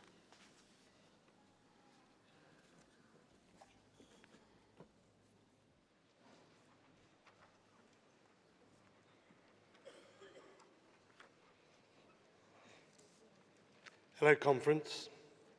After 12 years of a Tory government, our country's in a mess. The British people are looking at Labour and asking, are we competent enough to govern? Are we serious enough to govern? It's our job to convince them we are. Because after 12 years of this Tory government, 12 years of this joke of a Tory government, it isn't funny anymore.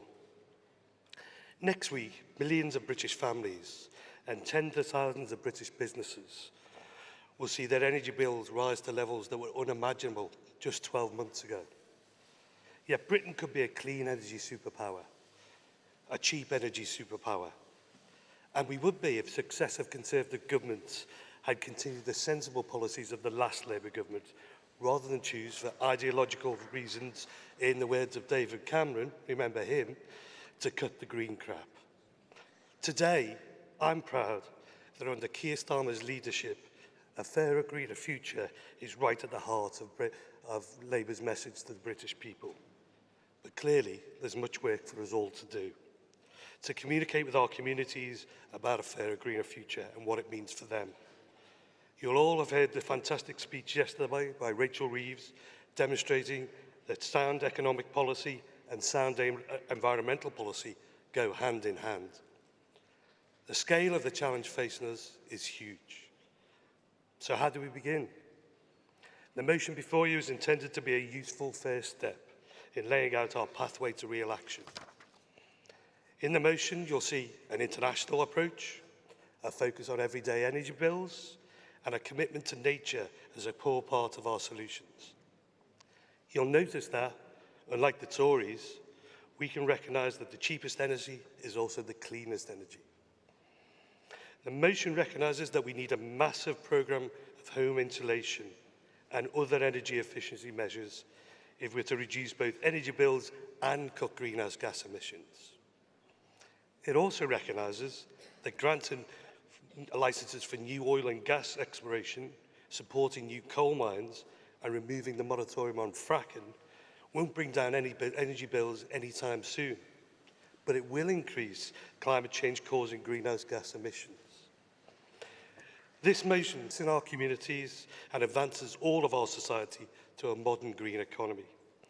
Labour has a plan that will drive jobs, tackle the cost of living and protect our homes for future generations by tackling the climate crisis.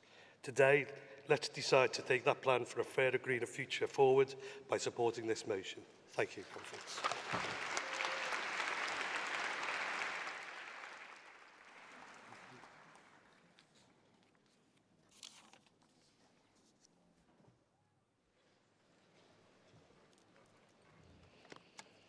Good morning, Conference. Sarah Taylor, Dellin CLP delegate and proud Unison member. Seconding the composite motion 12 on climate crisis. Many CLPs, local authorities and other concerned groups have passed motions regarding a climate emergency, many of which have been overwhelmingly supported. What we are not seeing, and now with the climate change denier Truss in charge, we're not likely to see, is any emergency actions to even start to address the biggest threat that humanity has had to face. The motion before you details actions that actually barely scratch the surface of what needs to be done in the massive climate challenge that we face, but it's a vital step in the right direction. Please, Conference, support this motion, not necessarily for your sake or my sake, but for our children and our grandchildren. The legacy of inaction on the climate crisis is not something they want to inherit, nor should we expect them to. Let's pass this motion today and put into action the details of what it contains and show the next generation that we're serious about the climate emergency. Thank you, Conference. Please support.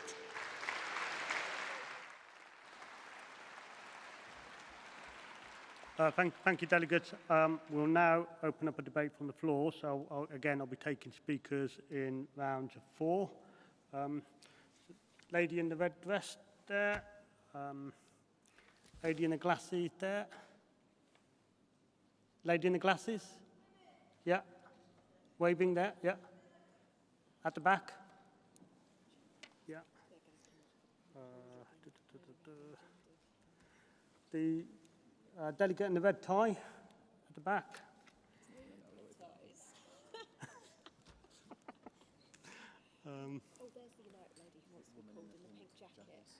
Lady in the pink jacket there, delegate.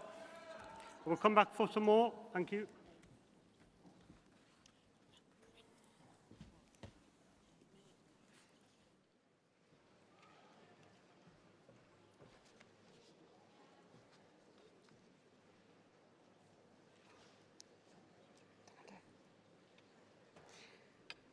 Catherine Atkinson, Labour's candidate to be the next MP for Derby North. And by the way, I was selected on a pledge to deliver a fairer, greener Derby, and I'm hoping it's a slogan that might catch on. If you want hope for how we deliver and tackle climate change and create high-quality, unionised green jobs, look to Derby. If you came here by train, chances are it was made in Derby. And as an original rail town, I'm proud that it's Alstom and Derby that are building the first hydrogen trains. Already, the greenest transport, rail, is getting greener. And as well as Alstom, we have Rolls-Royce in Derby creating hundreds of jobs to help produce small modular nuclear reactors. But also, as praised in Rachel Reeves' brilliant speech yesterday, they are leading the way on decarbonising aviation. Derby is a world leader in delivering green high-tech solutions. And with small businesses that need supporting to grow. All we need now is a government with the courage and the ambition to set higher bars and tougher targets for net zero, and to invest in green business and public transport. And the rest will be achieved by the skills and innovation of our high-tech engineers in Derby and across our country. Imagine if those principles had been the cornerstone of last week's Conservative mini-budget, rather than handouts to millionaires. Conference, the economy needs the environment. The environment needs the economy. And neither can take another year of this Conservative government.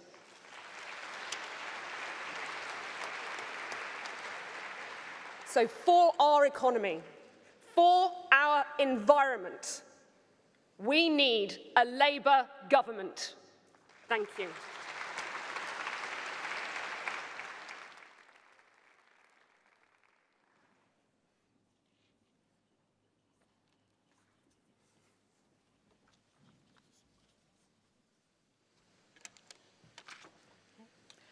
Morning, Conference. I'm Kindy Sandhu from Coventry South CLP, and I'm speaking in support of Composite 12. First of all, I'd like to give a shout out to Earlsdon Ward in Coventry South, where we kicked out the Tories after a 22-year reign, and now it's turned completely blue to red. So a shout out to Becky Gittins and Ant Tucker too. Conference. Often I'm the only woman of colour in the room when climate change is on the agenda. So when we talk about the climate agenda or the green economy, we tend to focus on transport, energy, buildings and other hard infrastructure. When I was a software engineer at Marconi, we used to say that there were three things: technology, processes and people. So what I'm saying is that we also need to think about and put at the centre of our thinking people, and consider the importance of diversity within the green agenda. So what I'm saying is that we need to pay more attention to people's motivations for not choosing, for example, to actively reduce their carbon footprint, and often think about whose voices are missing from the discussion and the decision-making when we talk about the climate agenda. So how do we engage people that shows respect for the reality and is inclusive of people's backgrounds, experiences, and daily lives? So, for example, for those of us in diasporic communities, we carry that legacy of our ancestors who've left their families and homes behind to build a better life in this country. So if people have left poverty to ensure opportunities for their families, then material wealth can be a significant mark of that progress and societal success. So, for example, driving a 4x4 can be a marker or an exemplifier of that success, and not huffing and puffing up the hill on a bike, as I often have to do, or do actually enjoy doing.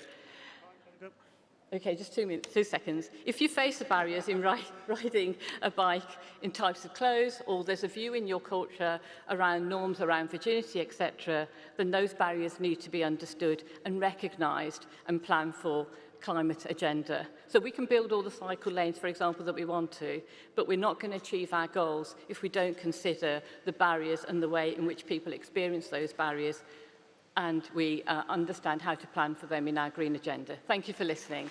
And thank you.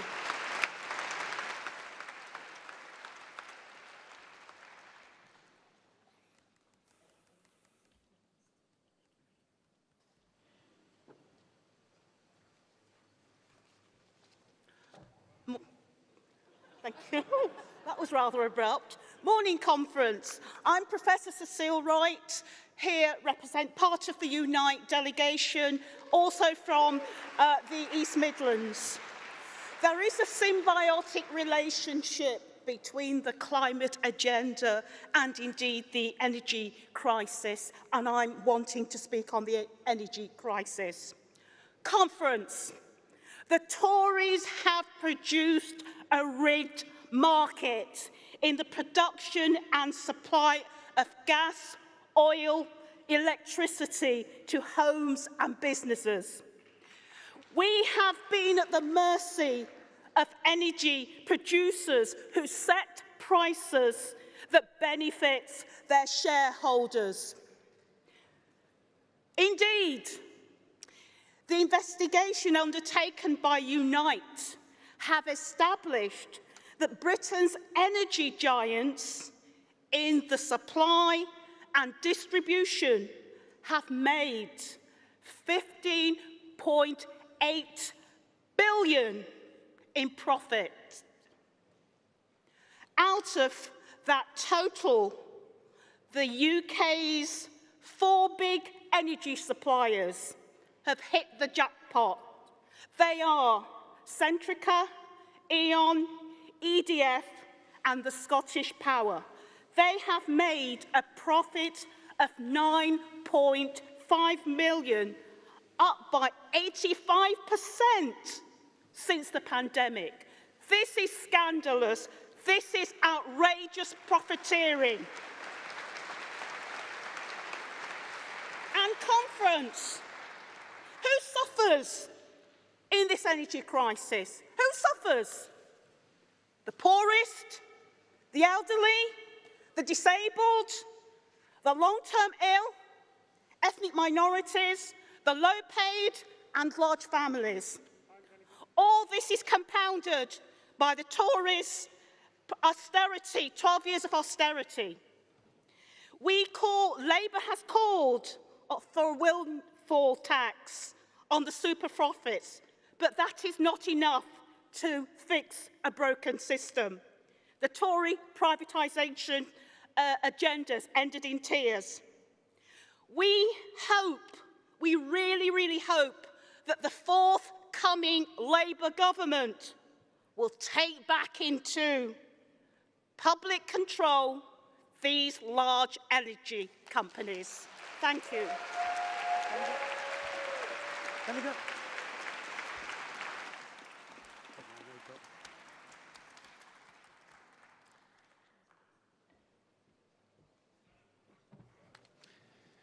Conference. I'm Luke Charters and I'm proud to be our York Outer parliamentary candidate. Thank you.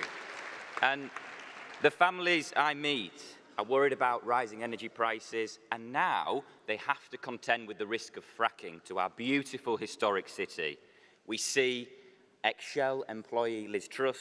She's now given the green light for record profits. The Tories, they want to dig up our countryside. They want to pollute it with fracking wells and funnel the money to their cronies, the oil and gas companies. But the Tories' own 2019 manifesto said they'd follow the science on fracking seismic activity. So they commissioned a report, and they said if safety couldn't be guaranteed, there'd be no fracking. But that report, published last week, said it was not safe. So last week and this week, we see the Tories denying economic reality, causing sterling to plunge. Their deluded tax cuts for the rich friends wreck our economy, and it's exactly the same with environmental policy. They're ignoring scientific facts.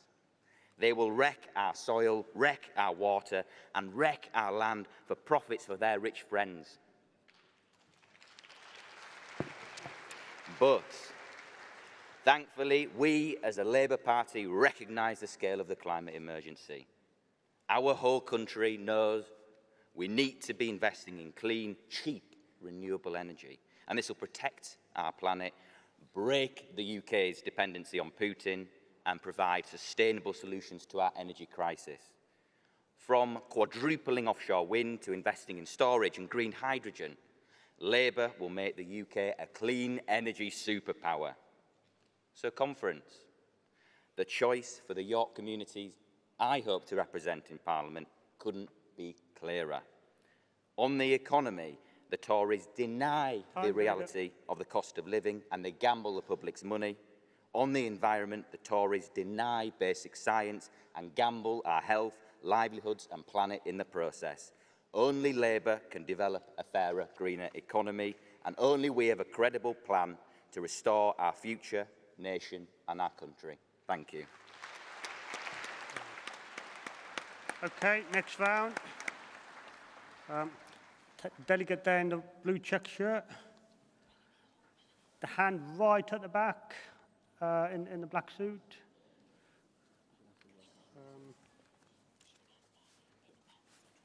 Lady in the red fringe.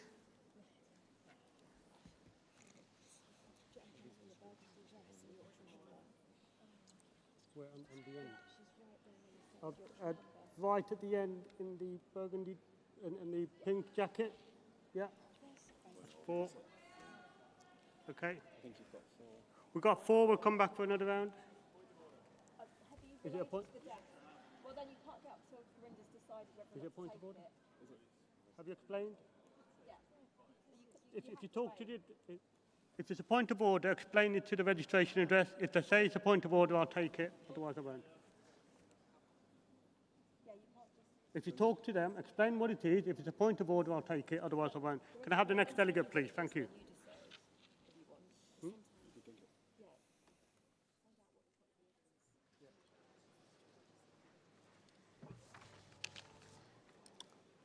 Thank you, Chair. John Gray, speaking for Unison, the UK's largest union.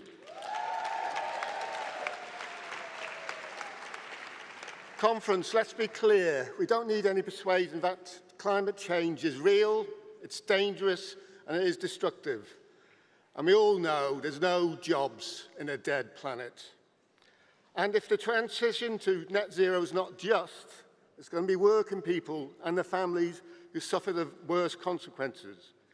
And Conference, the breadth of our public services means that Unison members see the effects of climate change at work, whether working for the Environment Agency and local government at the times of floods, or NHS staff seeing a rise in air pollution and asthma.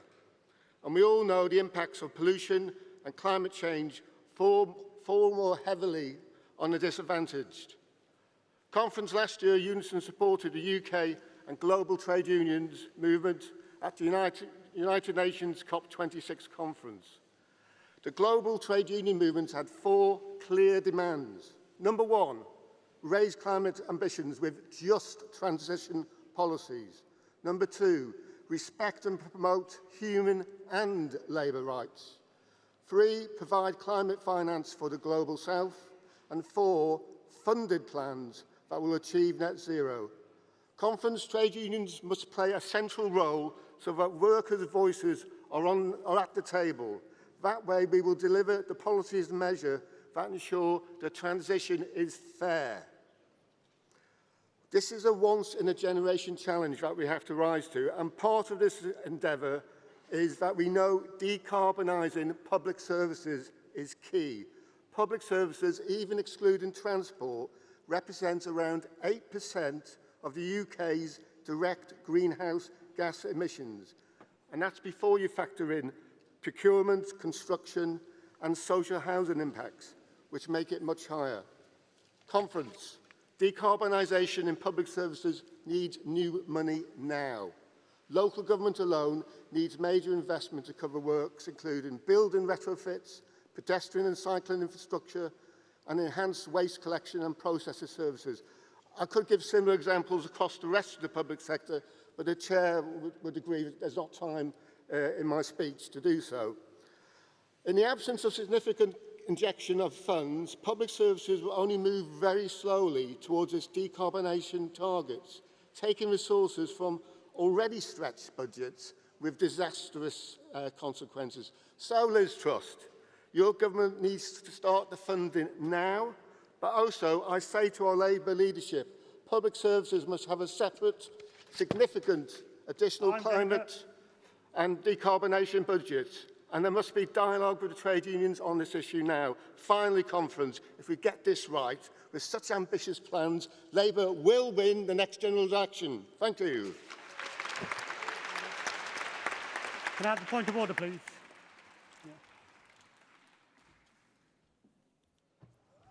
Chair, yes, a point of order. This random selection of speakers from the floor seems to be throwing up a very, very high and disproportionate number of PPCs. I think other people have noticed.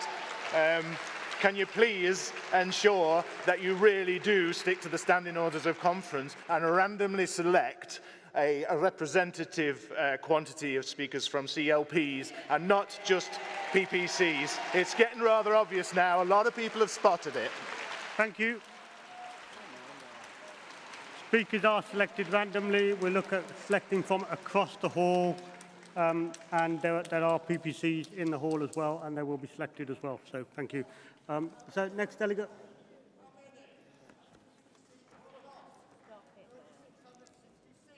Let's hope we win them all then.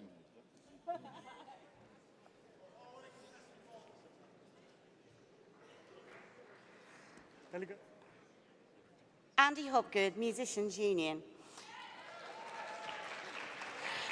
I can't let this section go by without any recognition of our cultural workers, our music industry, theatre, TV and film, something everyone in this room uses, probably on a daily basis. The MU represents over 32,000 musicians across the UK, around 85% of which are self-employed freelancers. Many of our members had little support during the pandemic, or were part of the 3 million excluded from financial support. Plus, we had a cultural recovery fund that focused on buildings and bosses rather than the freelance workers. Many were forced to leave our industry, and we have 20% less in the workforce compared to 2019.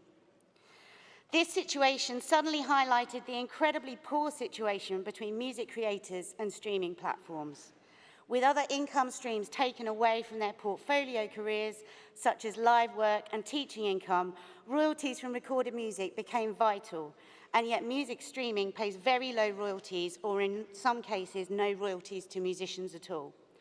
We were so pleased to see the Select Committee holding the streaming companies and record labels to account on this issue, and as a result, the Brennan Bill get as far as debate.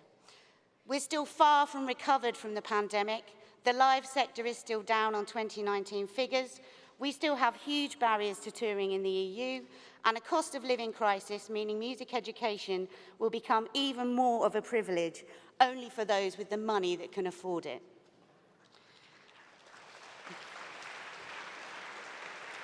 Musicians, artists, creators are workers, and we deserve to be paid fairly like everybody else.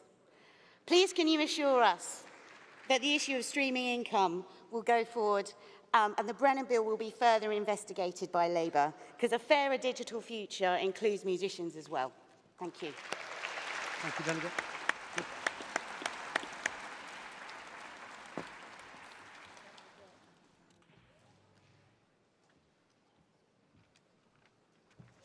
Conference, Matt Rack, Fire Brigade Union, definitely not a PPC.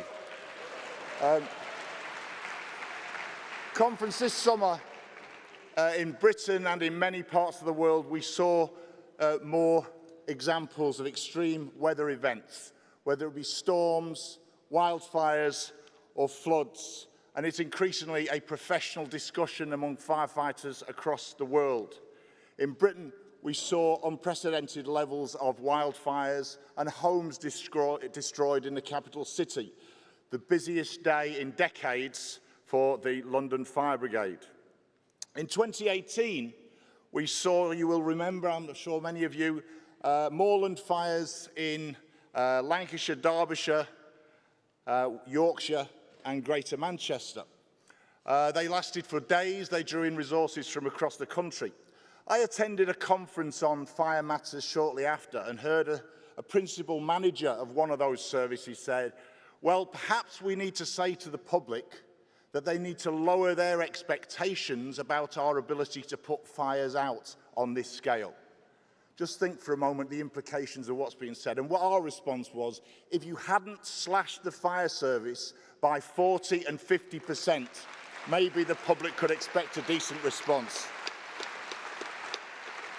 In 2019, one single moorland fire in Scotland caused as much greenhouse gas emissions as the entire rest of the Scottish economy in 6 days. Conference, we've discussed this many times. We've got excellent policies in this party on the Socialist Green New Deal. I'll finish on this point.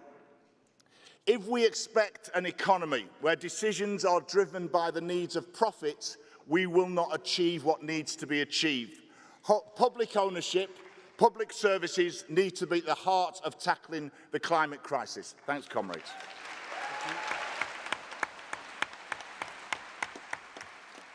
Delegate.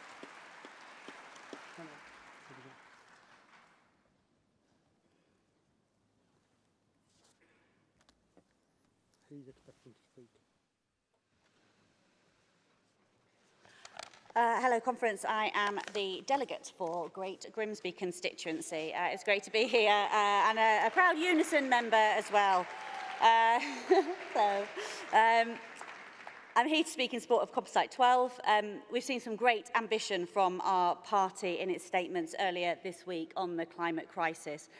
But when Labour comes into power in 2024, which I firmly believe it will have just 6 years to deliver on those plans, its clean energy system. And on that time scale, the next Labour government must not be distracted by the argument of continued fossil fuel usage for baseload delivery of energy. Labour's plan makes absolutely clear it will focus all of its policy efforts on the expansion of renewable energy and securing a strong, robust UK-based supply chain offering good, secure, high-skilled and, yes, unionised jobs.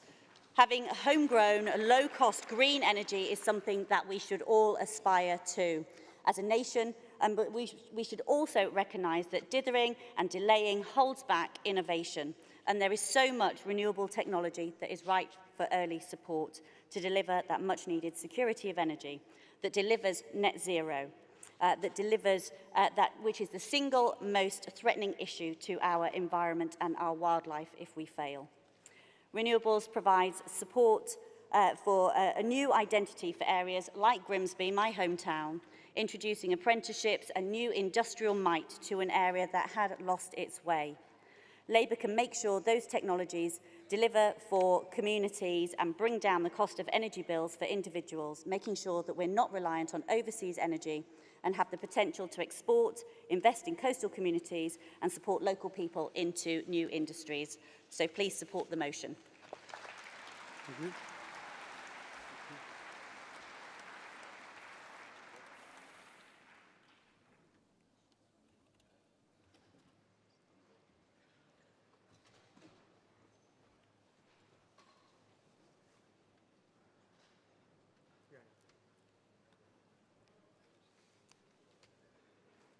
Good morning, conference. Thank you.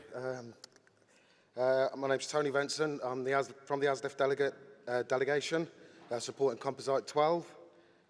Conference, I personally am a rail freight driver, driving the freight trains. I was a key worker during the pandemic. And to say to you how the railways can help tackle the climate crisis. One freight train can take up to 80 HGVs off the roads. A rail freight journey produces 76% less carbon dioxide emissions and 90% less PM10 particulates. 15 times less nitrogen dioxide emissions than HGVs for the equivalent journey. We need a proper integrated freight system, links to ports, long distance on rail, and then lorries and vans to complete the journey. We need to invest in our railways to help make this happen. ASLEF's Invest in Rail campaign, which was launched in Manchester with Steve Rotherham, who you heard from earlier this week, and Andy Burnham.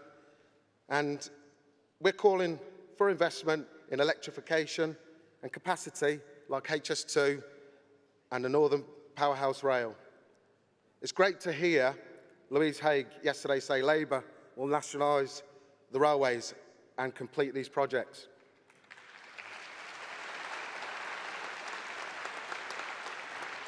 The completion, hopefully, of these projects will free up more space on our railways for the freight, further helping to help reduce CO2 and help the climate crisis. Thank you very much. Thank you.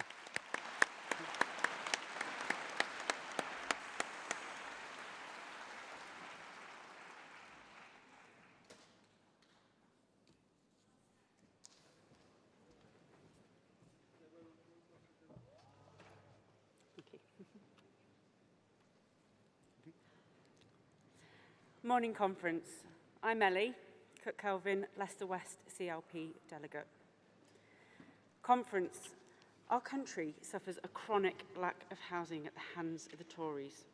We have faced years of stagnation, years of bowing to lobbyists, and years of Tory housing failure.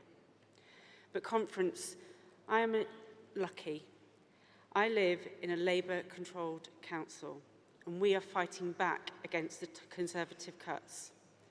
We are trying to protect our communities from the damaging cuts which are attacking local authorities and attacking the vital public services we provide. And despite the cuts, we have managed to develop the second largest passive house scheme in the whole of Europe. We built cleaner, greener, affordable housing for families in my ward of Saffron. It's more than what the Tories do in local government, and families have directly benefited from a local Labour government. Yet it's not enough. As Lisa Nundy told conference yesterday, council housing stock has been decimated and waiting lists are spiralling. We are in a housing crisis as well as a climate emergency crisis. Labour in government makes a massive difference, but week after week, I get phone calls from people desperate for a home. There is simply not enough housing. The Tories have bowed to special interest groups and are not committed to building new, sustainable housing. Labour will deliver better public services, Labour will deliver more sustainable council housing, and Labour will deliver a fairer, greener future. Conference, we need a Labour government.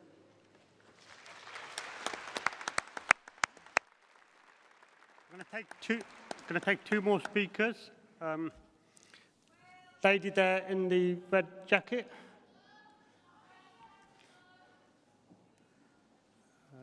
Delegate there in the suit. Back there, yeah. That's it. Thank you. Just check that the people call. That's the one. Yeah. No. Yeah.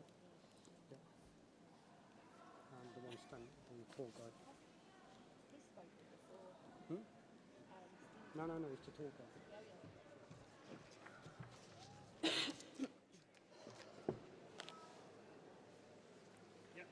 Okay, great. Hello, everyone. I'm Samantha Niblett from Erewash. And as Lucy explained earlier, the green and digital future is all about aspiration.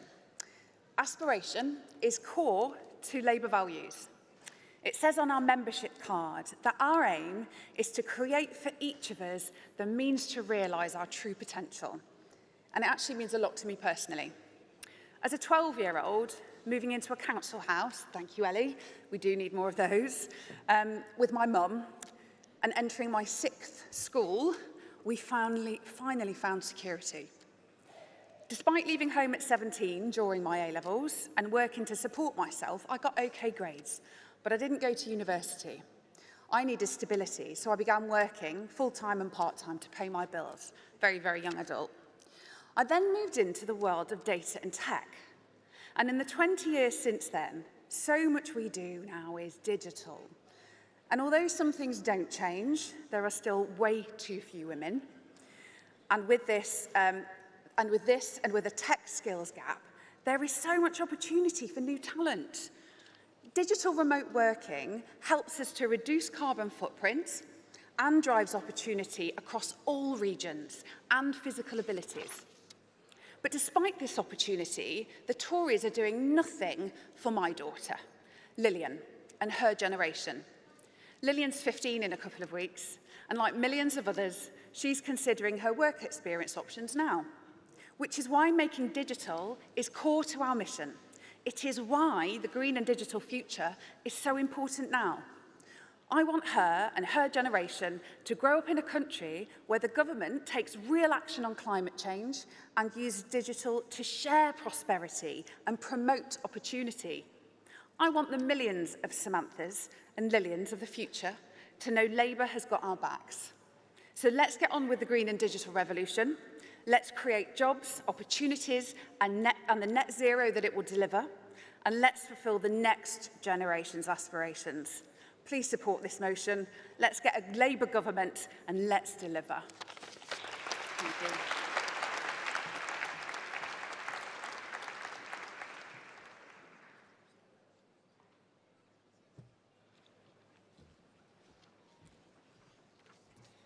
Morning Conference, Lewis Atkinson, delegate from Tynemouth CLP. In the northeast of England, we've always been proud of our region's natural beauty. From the stunning Durham and Northumberland coastline to the nature found along our great rivers, the Tyne, the River and the Tees. But the Tories don't care about the environment. When Liz Truss was Environment Secretary, she cut funding for the Environment Agency and their monitoring of sewage, which means that raw sewage dumping has more than doubled since. Last Friday, in the Tories' disastrous mini-budget, their commitment to fail-down trickle economics included a corporation tax cut that will hand millions of pounds of further windfall to the very water companies that are failing to tackle sewage and leaks. So outrageously, it's trickle-down economics supporting spewing out sewage.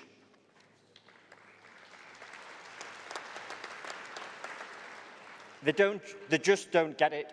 They talk as if the environment and the economy are always in competition with each other, and they just don't care.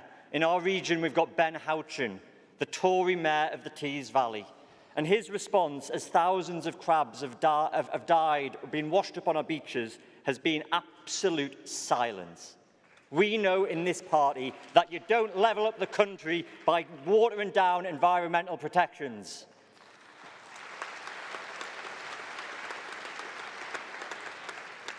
The last Labour government kick-started the regeneration of our coastal and coalfield communities, including through showcasing the natural beauty of our region to attract tourism and build new jobs. And I know that Labour councillors in our region see no incompatibility between growing the economy and protecting the environment. So on the River Tyne, we've got wild salmon and we've got a growing offshore renewable energy industry that supports good jobs. In the future, the only dumping we want to see in the North East is dumping the Tory MPs at the next general election so we can get on and clean up their mess.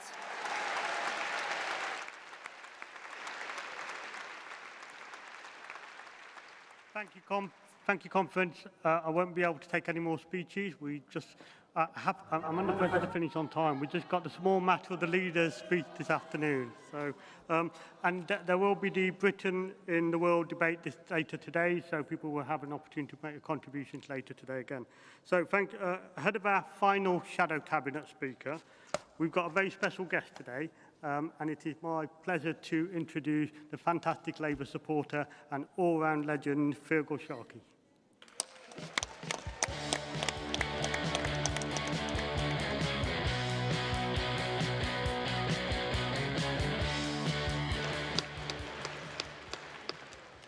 Conference.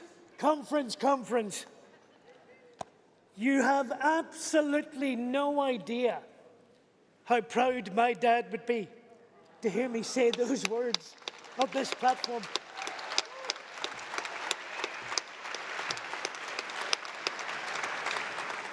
You see, James, my dad, was the chairman of the Labour Party in Derry in the 1960s. He was also the branch secretary of his local union.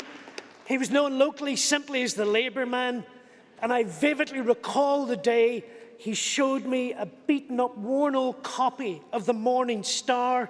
On the front page, he appeared on a picture of delegates leaving the TUC conference, Blackpool Winter Gardens, 1963.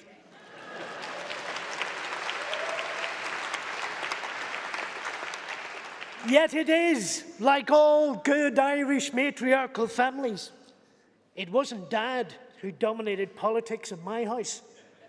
That was Mum. For it was Mum who, in the morning of Sunday, the 7th of April 1969, bundled the whole family into the car, drove us across Ireland, where as a family we took part in the People's Democracy Civil Rights demonstration, marching from Belfast to Dublin, protesting the injustices in Northern Ireland.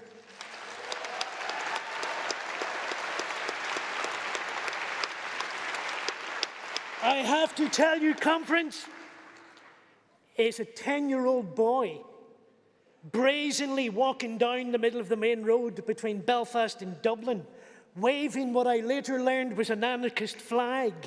It was there, on that road, at that moment, I learned politics, and it was the politics of rights.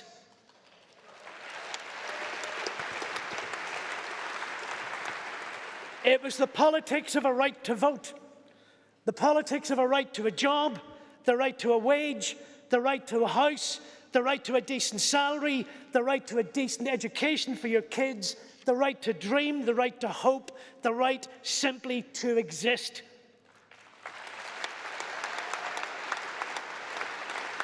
For a 10-year-old boy, I learned a very big lesson that day. Do not be afraid, and do not be afraid to fight injustice. You see, injustice extends not only to the societies we build, the worlds we create, it permeates and pollutes everything we touch. As I speak, there is one brutal example of an injustice that instantly springs to mind. Privatised by Margaret Thatcher, presided over for the last 12 years by a Conservative government, drunk on the complacency founded on indifference, propped up by a regulatory system infested by failure and exploited by an industry corrupted by the fragrance of greed. I am, of course, talking about the water industry.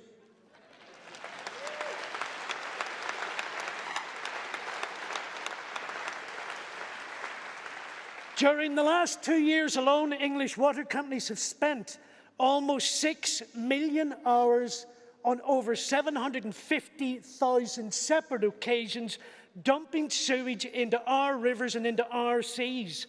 Since its inception, the industry has paid out over £72 billion in dividends, and in the last 7 years alone, water industry bosses have been paid over £58 million in salaries and bonuses, why just last year the boss of Severn Trent Water was paid the remarkable sum of £3.9 million, and thanks to a Tory government tax cut last Friday was effectively given a take-home pay rise of over £200,000, and all of it, every last penny, every stick of it, funded from our pockets by water bill payers' money.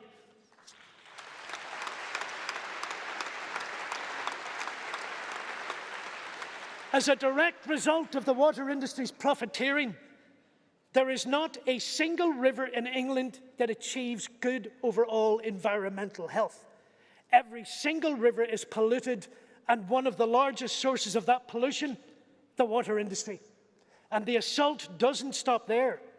While giving the richest people in the country a tax cut last week, government quietly tabled some new legislation that would allow ministers to revoke every single bit of EU environmental legislation in this country at a stroke of a pen and without parliamentary scrutiny.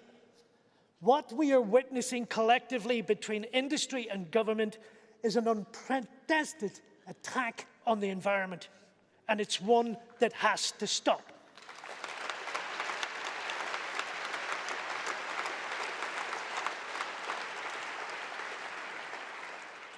Conference, as a nation, we will shortly be faced with a choice. As a nation, we will become that 10-year-old boy defiantly standing on the main road between Belfast and Dublin. But do we dare to dream? Do we dare to believe? Do we dare to hope? In the words of my fellow countryman Seamus Heaney, history says, don't hope from this side of the grave.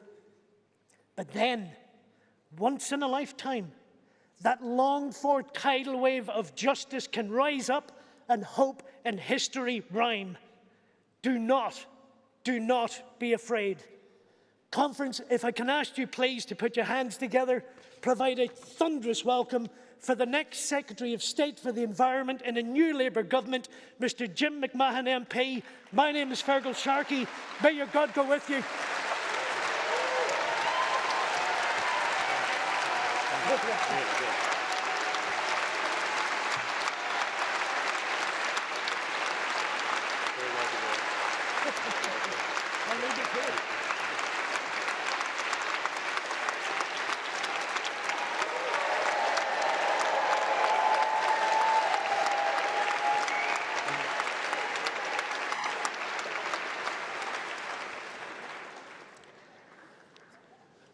That was pretty fantastic, wasn't it? Fergal, you are a legend in many ways. Conference, it's wonderful to be here in Liverpool once more. Fergal, fantastic energy for opening this session, but also in the attention that you brought to the scandal that is in our water industry. It's been great joining forces with you and organisations like Surfers Against Sewage, together with local groups who are self-organising, cooperating across the country, including my new friends in the River Kent in the glorious Cumbria county. In my role, I've been up and down the country, and I've been seeing the great work across environment, nature, animal welfare, farming and fishing, and all the things that bind our rural and coastal communities together. I'm proud of Britain. I'm proud of what we achieved together, and I'm proud and inspired of the hard graft of working people. And Conference, I'm proud of the record of the last Labour government. A government that delivered the cleanest water, the cleanest beaches, the cleanest drinking water and the cleanest air since before the Industrial Revolution. And that record stands in stark contrast to a Tory government showing utter contempt for our great nation. A Tory government that has allowed 1 million discharges of raw human sewage in the last 6 years alone. Conference, that's one spill every 2.5 minutes, and every one of those have been sanctioned by a Tory MP who voted against our tougher action. How could any government that claims to love this country, open our open spaces, our rivers and our seas to raw human sewage. Friends, their new leader claims she can be trusted to deliver. But we all know it's the same old Tories. We know you can't trust a Tory by their word. You have to look at their record. Let's take this just one example. During the time that Liz Truss was the Environment Secretary, she slashed the Environment Agency's budget for protecting our environment by £24 million. So when you see reports of sewage pollution, every single one of those goes right to her door. And worse still, the current plan would allow it to continue until 2035. And just think back. While she was being outraged by French cheese, our country was being turned into an open sewer. I tell you what, Liz Truss, that is a disgrace.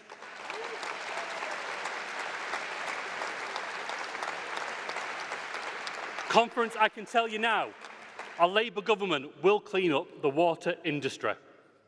The regulators intended to hold them to account have been weakened, and water bosses are laughing all the way to the bank.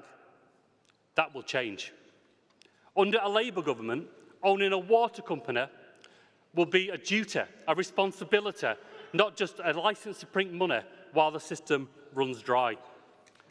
A Labour government will end the scandal that sees it losing a quarter of all clean water in leaks that can be prevented, while at the same time declaring water shortages. We will fix the leak by legislating to cut all of that in half by 2050 at the very latest. But we'll also include a legally binding target that 90% of all sewage discharges will end by 2030.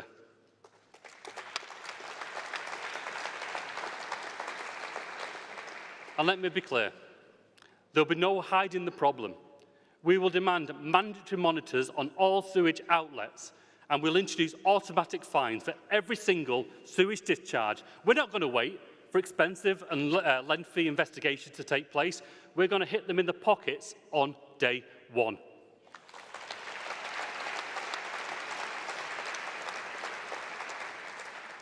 And we know that not all outlets have a monitoring station in place, and that's fine for now, although they'll be made to do it. But we'll make sure where there isn't one in place, there'll be a standing charge on those outlets.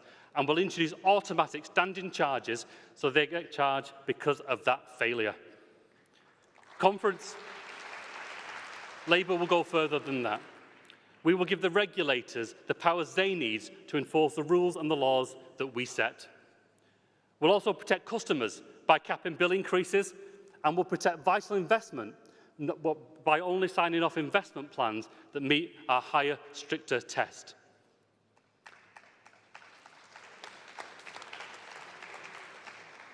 Let me be clear. We will make sure that any failure to improve the system will be paid for by eroding dividends. That will give directors and investors the wake-up call they need, and I hope the clarity that they need too. And friends, after a decade of indifference, we will do what the Tories so far have failed to do. Labour will finally hold water bosses personally accountable for their failures.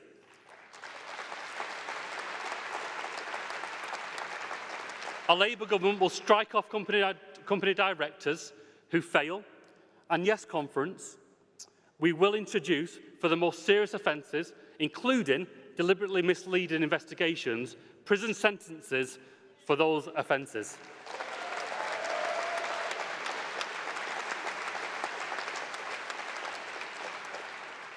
Conference, I said that Labour will clean up the water industry, and I meant it. But our plan for change doesn't just stop there, because it's not just enough to stop the surge of pollution. Labour's ambition will breathe new life back into our countryside and our coastal communities, those long abandoned by the Tories. The next Labour government will bring the same functions and economic opportunities afforded to our national parks, to our coastal communities too. And we'll go even further. bringing nature and the environment to every community across towns and cities, embracing unloved spaces, green networks, the water corridors in our canal networks too. Our ambition for Britain stands in stark contrast to a Tory government who plan to exploit and extract everything in our country. On fracking, removing environmental assessments, protections for species and habitats, and scrapping vital investment in wildlife and natural habitats.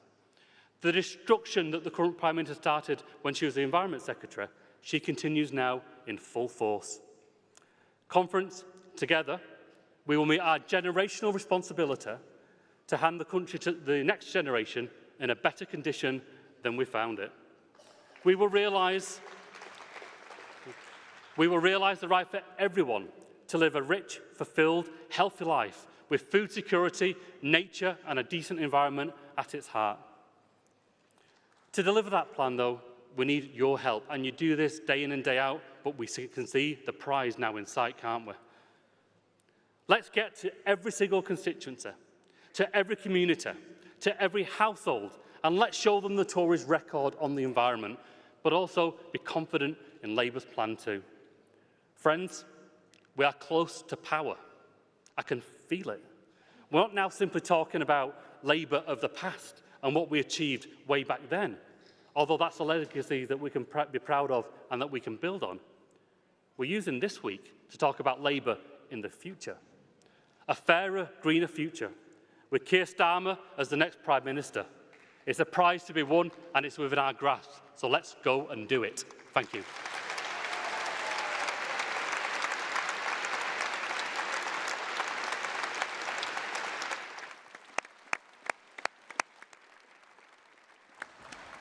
Thank you, Jim. And that conference now concludes our debate on a green and digital future. We will move straight to the votes now. So the first vote, and we'll take them in the order that we debated them. So the first one is on the Safe and Secure Communities reference back from Sutton and Seam CLP, which is on page 8 of the CAC report. All those in favour of the reference back? All those against the reference back?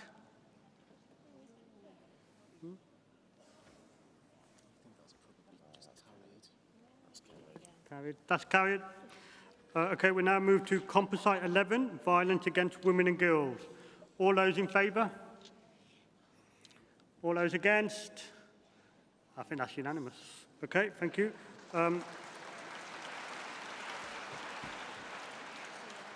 Next one is the Safe and Secure Communities Policy Commission Annual Report.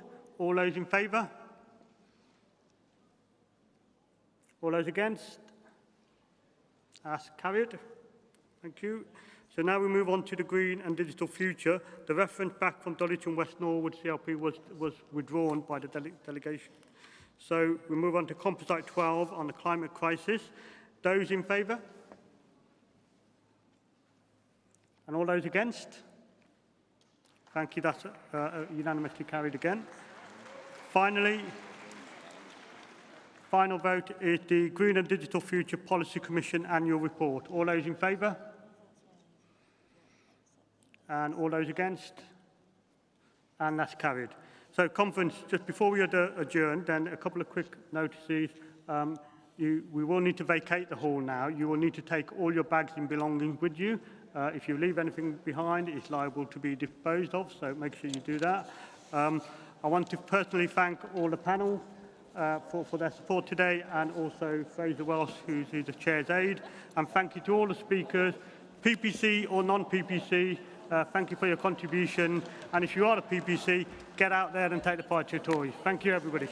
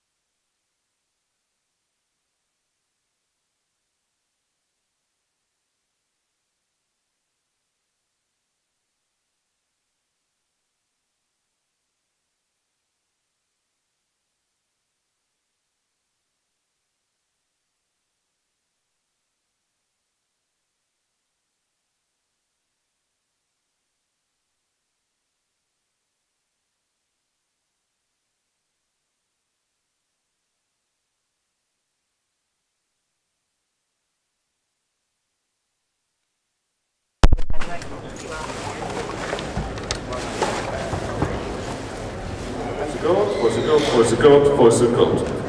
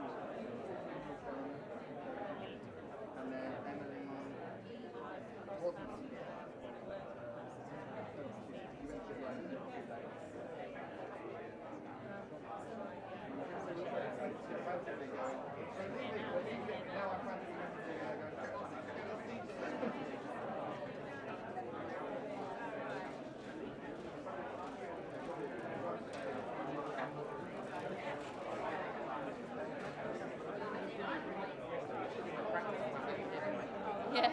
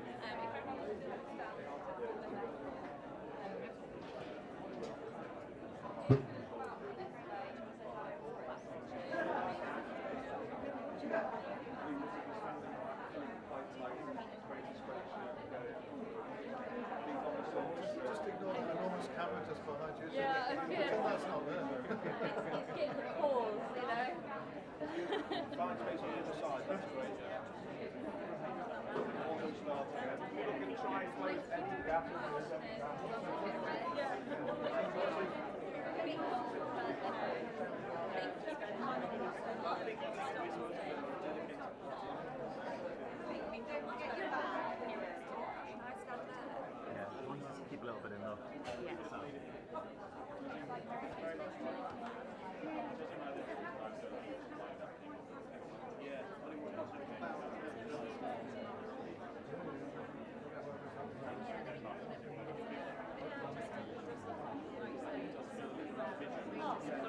It's a cheer here.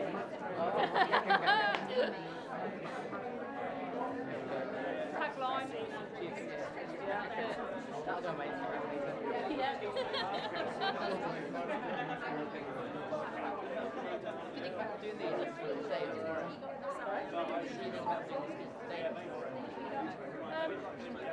think a lot of people go home on Saturday. Spicy up last year.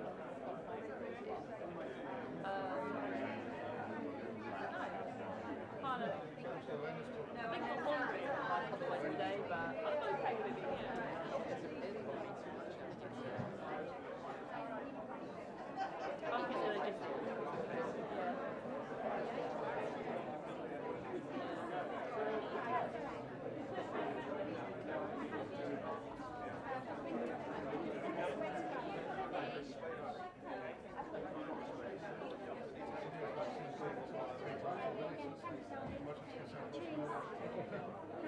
Making sure tightly packed in, try and get to this kind of size possible.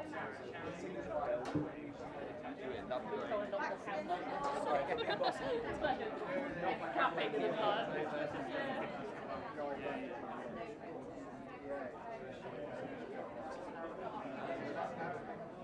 Are you alright?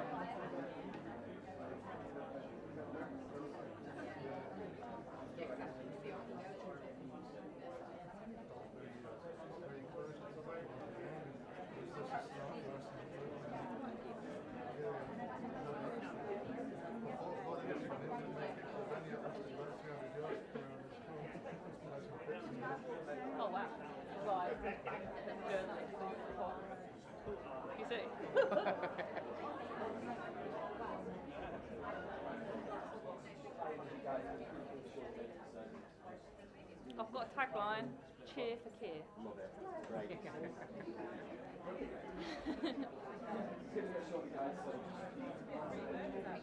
Oh, that's true.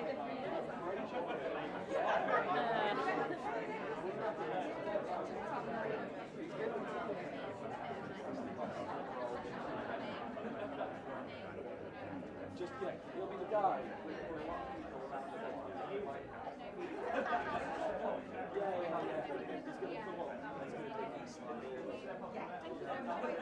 That's why it's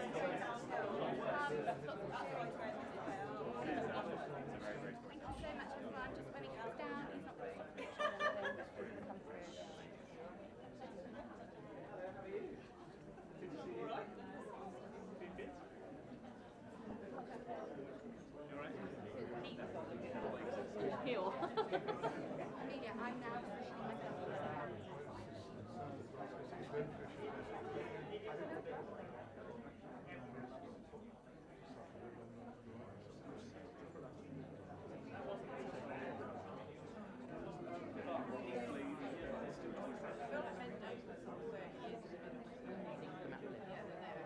I think so. The way it's been set up.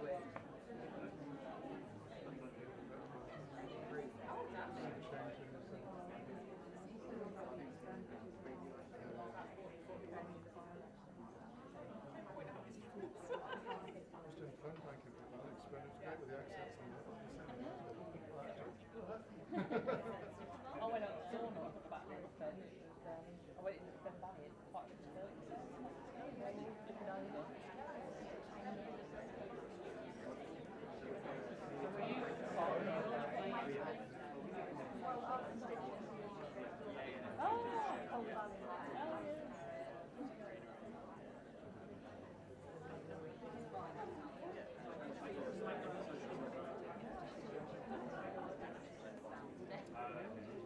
The whole country, we're waiting for you.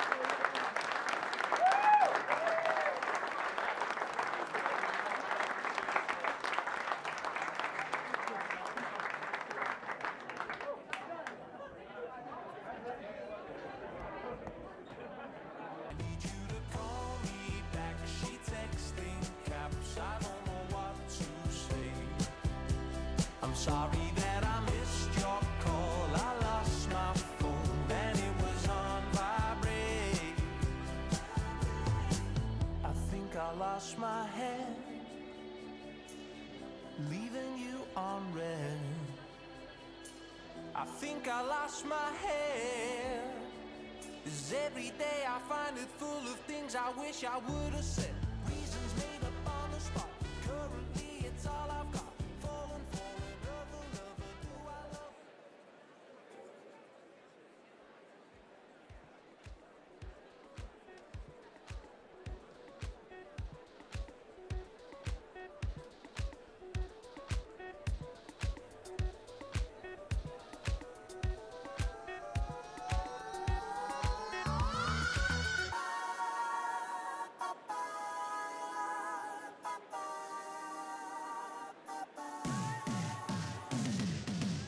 Green eyes, fried rice, I could cook an egg on you. Late night game time, coffee on the stove. Your sweet ice cream, but you could use a flake or two. Blue bubble gum, twist around your tongue. I don't want you to get lost. I don't want you to go broke. I want you.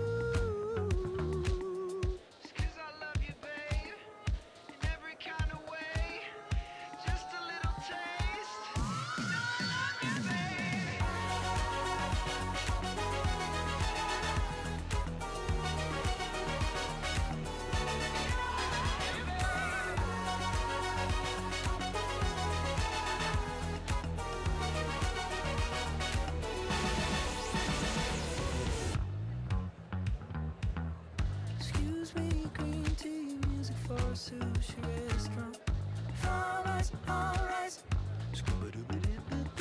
Music for a sushi restaurant. Music for a sushi restaurant. Music for whatever you want. I'm not going to get lost. I'm not going to go broke. That ain't cool.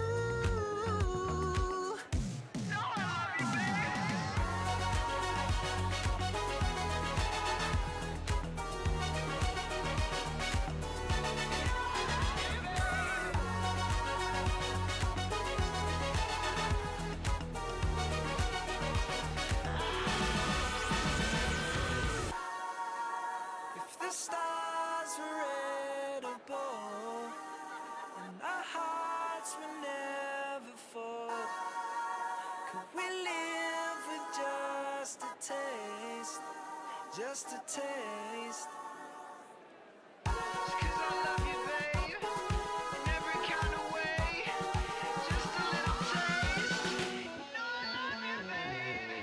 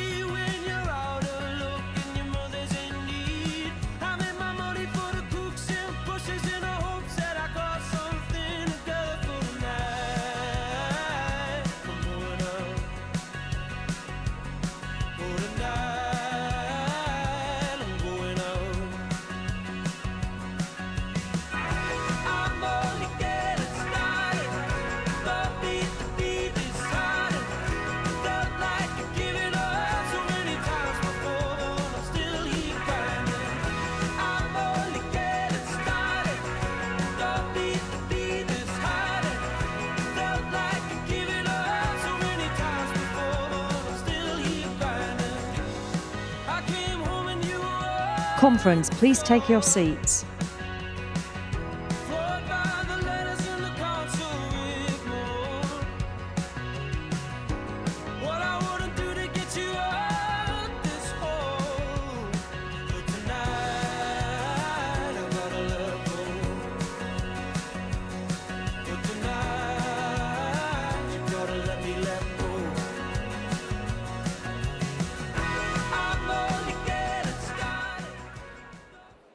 Conference, please welcome Satya Kaur.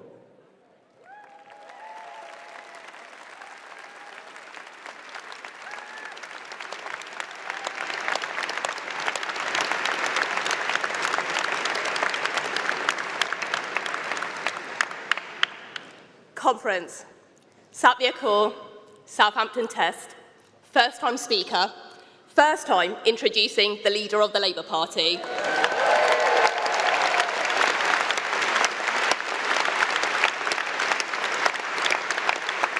I'm the new leader, Labour leader of Southampton City Council. I say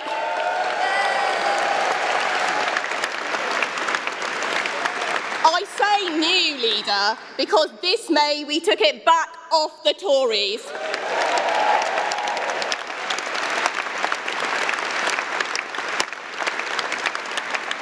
When Labour lost in Southampton last year, we had a choice. We could either wallow in our grief and accept opposition politics, or we could get organised, get active, and work together to take the fight to the Tories. Offering a new vision, a fresh start, an alternative to Conservative chaos. As tempting and easy as the former might be, we took the harder, much more rewarding route. We took Labour back into power.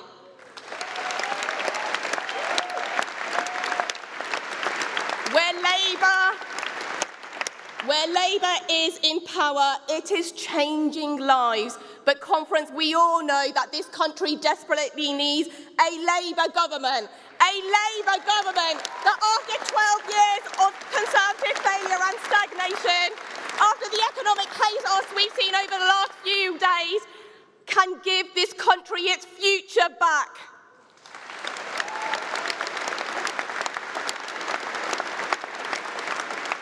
Conference, we come here year after year to set our vision for a better Britain.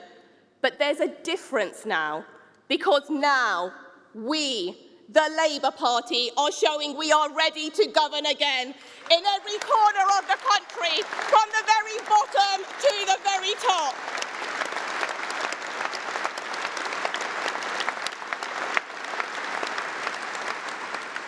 I'm an inner-city kid that grew up on free school meals in Southampton.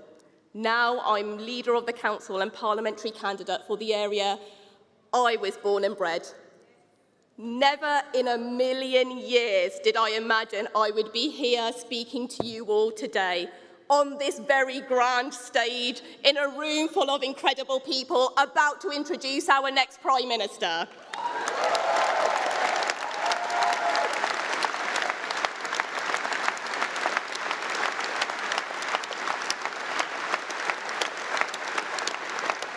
I wouldn't be where I am today if it wasn't for the last Labour government. That government gave me and my family opportunities to turn our aspirations into reality.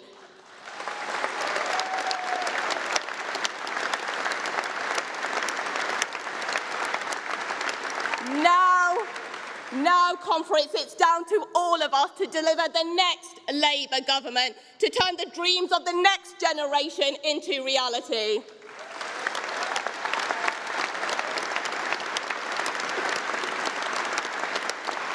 We have to fight every day for every vote between now and then and put Labour into power, because Labour in power matters.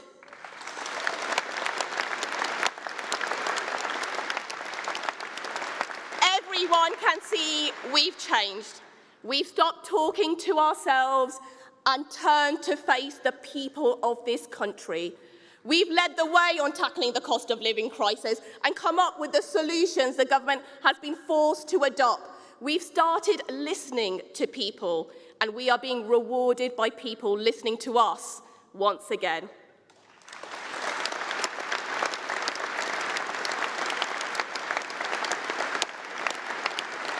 So if you're watching this from home, angry with where the Conservatives have blindly led us, join us and get involved.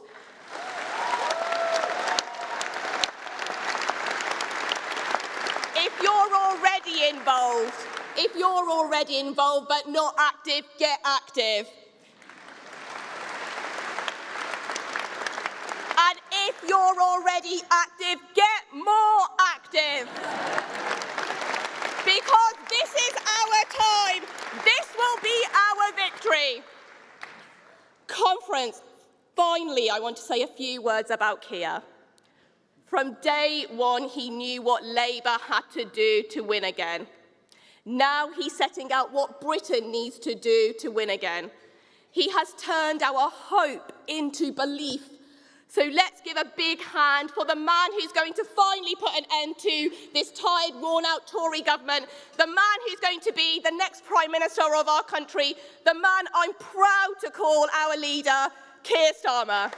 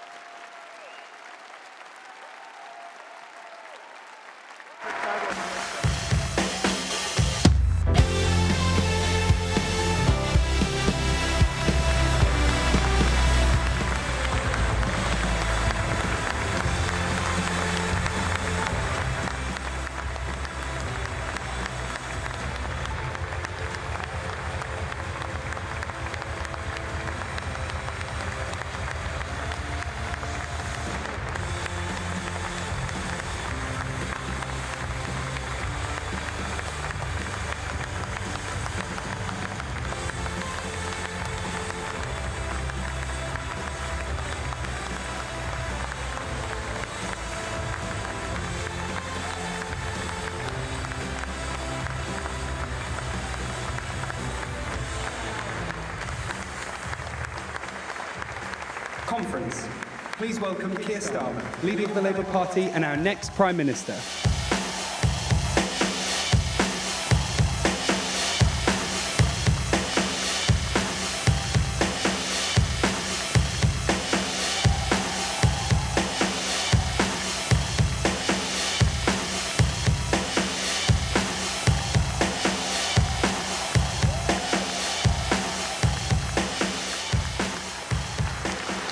Thank you. Thank you, Conference.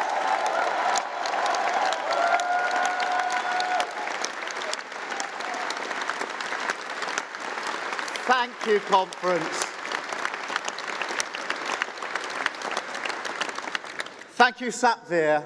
Thanks for everything you're doing for our party. And thank you, Conference. It's great to be here in Liverpool. After all the changes we've made, all the hard work that we've put in, finally we're seeing the results. Yes, Conference, we can say it at last. Arsenal are top of the league.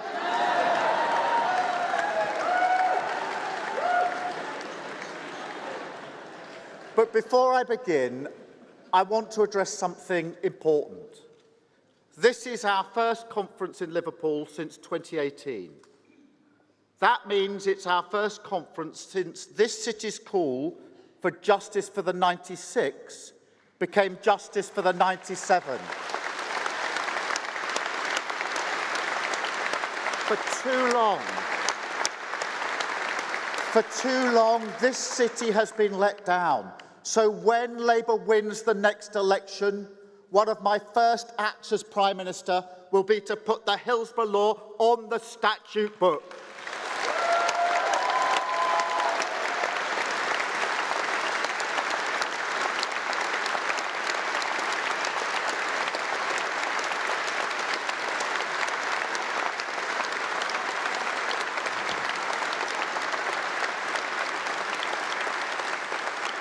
I know how much this matters. I've spent a lifetime helping those who've been failed by the system. I worked with Stephen Lawrence's family and Jane Clough's to get them justice. I promise you, we will get this city the justice it deserves.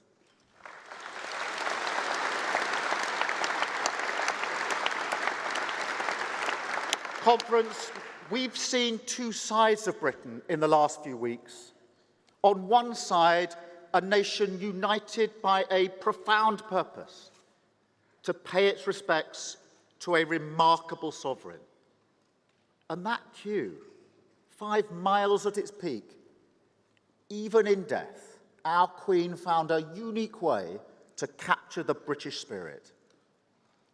But Conference, the other side of Britain never went away.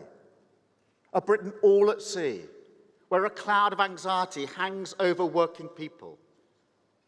At moments of uncertainty like this, we must provide clear leadership. We must stand with working people, meet their ambitions for real change, walk towards a better future, and build a new Britain together.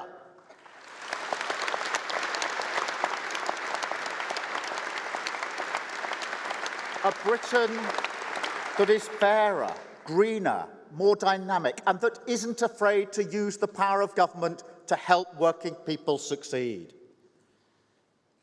Because we can't go on like this. What we've seen in the past few days has no precedent. The government has lost control of the British economy. And for what?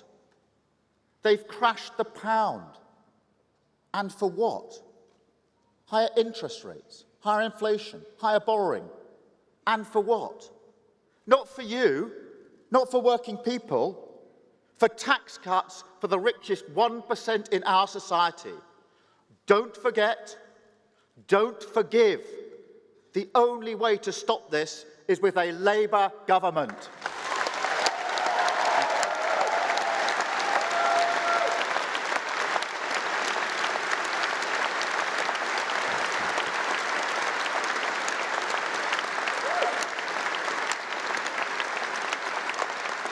And our problems don't end there.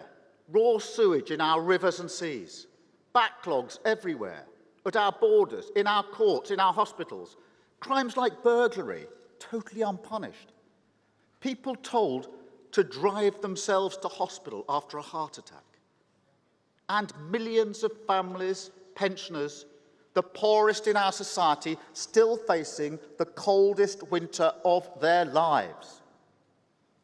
I said on Sunday that a fitting tribute to the late Queen would be to turn our collar up and face the storm.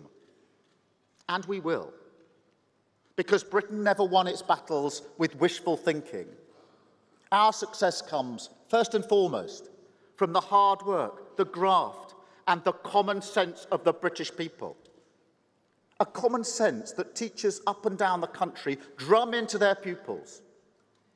Fail to prepare, and you prepare to fail. Conference, that's how the Tories have governed our country for 12 long years. That's why our economy has been more brittle than others in the face of crisis. They used to lecture us about fixing the roof when the sun was shining. But take a look around Britain. They haven't just failed to fix the roof. They've ripped out the foundations, smashed through the windows, and now they've blown the doors off for good measure.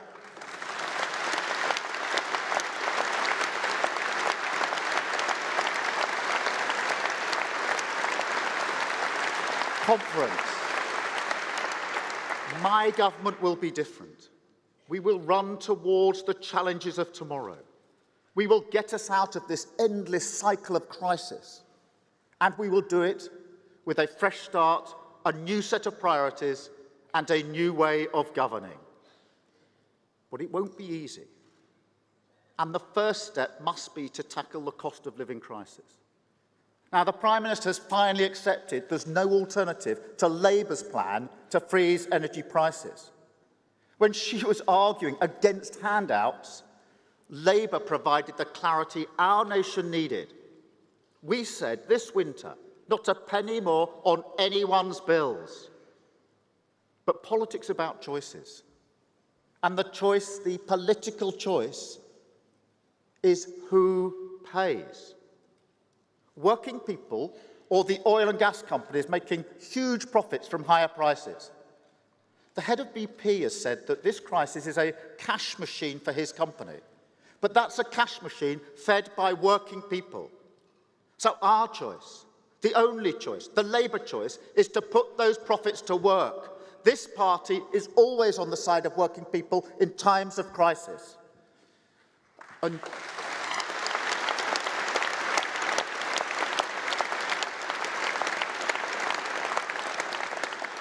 conference, I know this will shock you, but the Tories aren't on the side of the NHS either. My mum worked in the NHS. My sister worked in the NHS. My wife still works in the NHS. The NHS runs through our family like a stick of rock. But I tell you what, I'm really worried about how many lives are at risk this winter. Talking to doctors in my local hospital, I said, the NHS is on its knees, isn't it? And they said, no, Keir, it's face down on the floor. And the pathetic response of the government last week left it there. The way to get it back to its feet is with a stronger NHS workforce. That is the main barrier to capacity right now, staff. So as Rachel announced yesterday, we will take on an extra 7,500 medical students every year. We will double the number of district nurses. 5,000 new health visitors. 10,000 extra nursing placements. And thank you, Conference.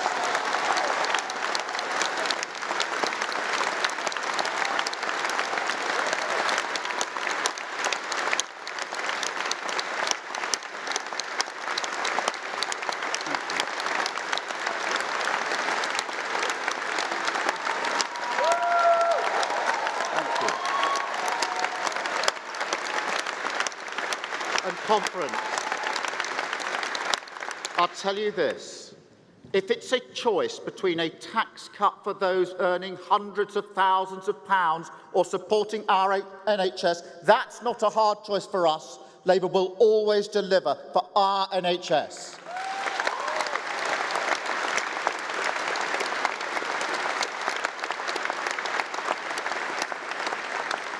But these are just the first steps on a much bigger journey. The next Labour government must restore our sense of collective hope. We should never be left cowering in a braced position. It's time for Britain to stand tall again, to believe in ourselves again, to chart a new course and to get our future back. Now, some of you have heard this before. I grew up in a Pebble Dash semi. Dad was a toolmaker. Mum was a nurse. Our first car was a Ford Cortina. It was the 1970s. So I remember what rising prices feel like. I remember when our phone was cut off because we couldn't pay the bill. How hard it was to make ends meet. It wasn't easy. But there's something else I remember about being working class in the 1970s. Hope. Not a grandiose, utopian dream kind of hope. A hope that was ordinary, basic, taken for granted. Because like all families, although we had our ups and downs, my parents never doubted for 1 second that things would get better. And you know what? They were right. They worked their socks off and gave me the gift of opportunity. And that gift drives me to make sure no one anywhere in this country is held back by their circumstances.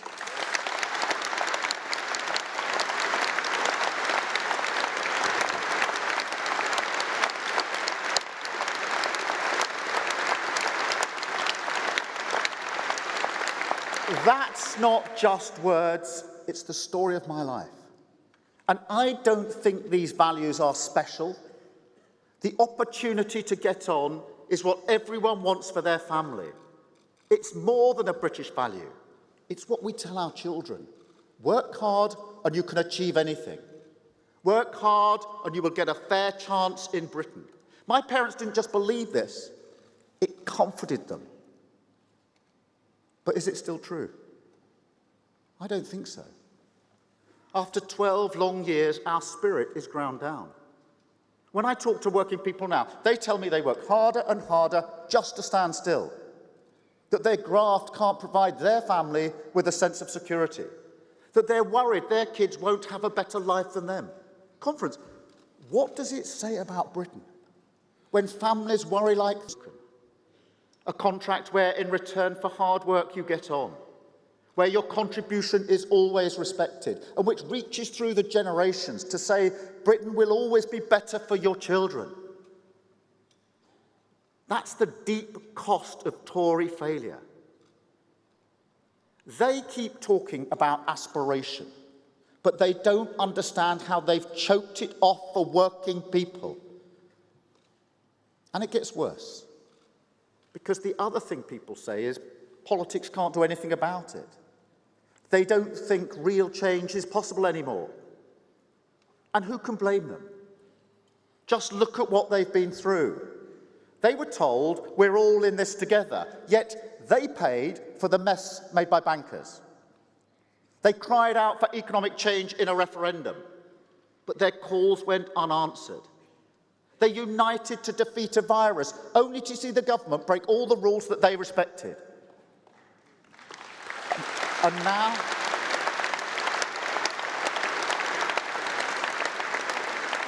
now this, the biggest hit to their living standards in a century. And it turns out there is money for the top 1%.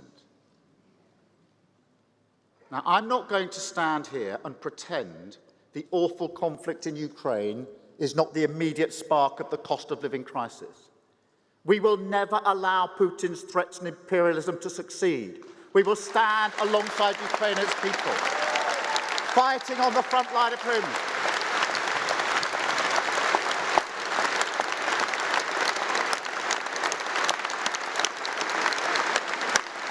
So let this entire conference say together, Slava Ukraini!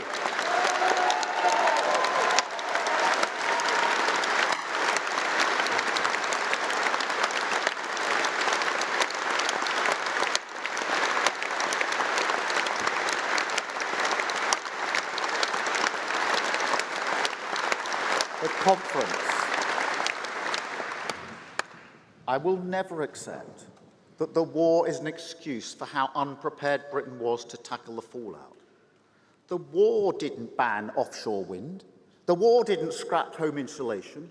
The war didn't stall nuclear energy. The Tories did that.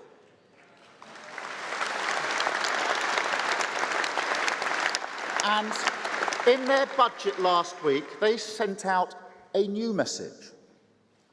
A message that echoes around the kitchens and workplaces of families right across the country and says, your struggles, your hopes, your ambitions don't matter to us. We are not here for you. You are not our people. We are here for those at the top, and the rest of you can shove off.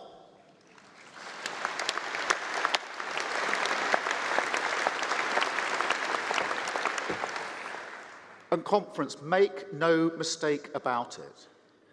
In one bold move on Friday, the Tory party gave up on any claim it may have had to be a party of aspiration.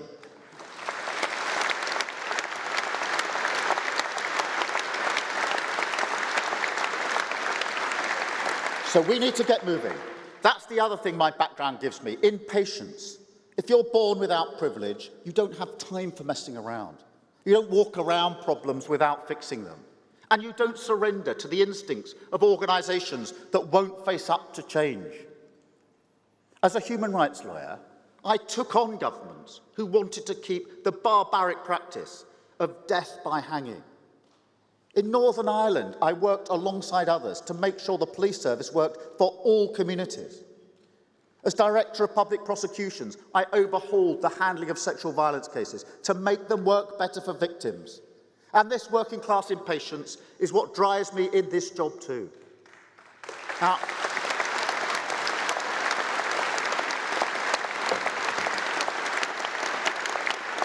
Conference, I knew in April 2020, when I became leader of this party, we had a big task before us. We had to change our party and prepare for power all in one go. Not change for change's sake. Change with a purpose. To make our party fit to serve our country. That's why we had to rip out anti-Semitism by its roots.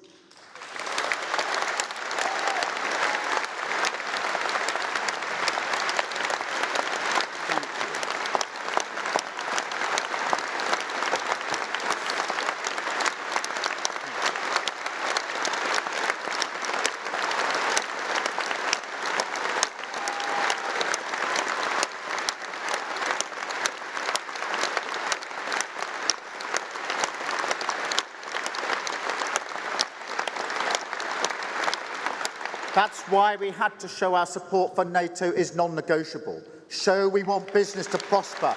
Shared unworkable policy. Country first, party second. And I didn't do this alone. Conference, we did it together.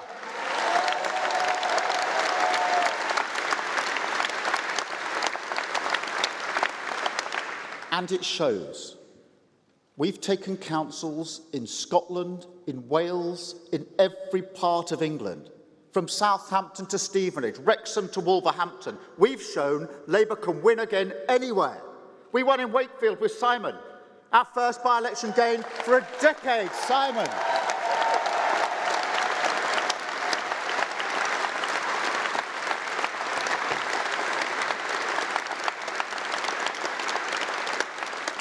But people need more.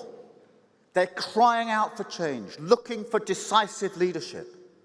They need to know we can be a reforming government with clear answers to the big challenges they face, that we can grow the economy and raise living standards for everyone, not just a privileged few. Tackle climate change by creating new jobs, new industries, new opportunities. Redesign our public services to unleash opportunity and provide security. Restore faith in politics as a force for good. Get Britain's hope, its confidence, and its future back.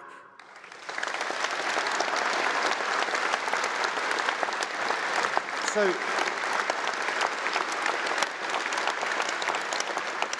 Conference, imagining that we're looking back at the first term of the next Labour government. How is Britain different? I'll tell you. We've defeated the cost of living crisis and the clouds of anxiety have lifted. Services are there when you need them. Our economy is stable again. Business has the certainty to invest. The NHS is back in good health. And people are starting to raise their sights, believe in Britain again. Britain is fairer. People feel they can get on.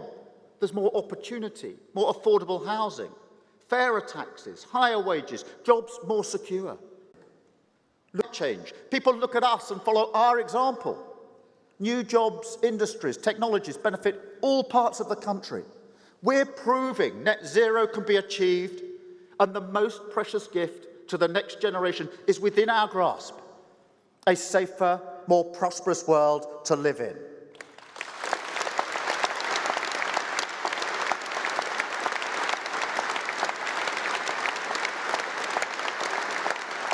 And because we're fairer, because we are greener, we're also more dynamic. Our entrepreneurial spirit unleashed, new technology improving public services, cutting-edge science and world-class services driving economic growth. And working people are respected as the people who create the wealth that drives Britain forward.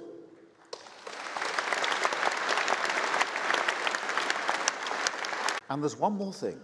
It's possible to govern with integrity.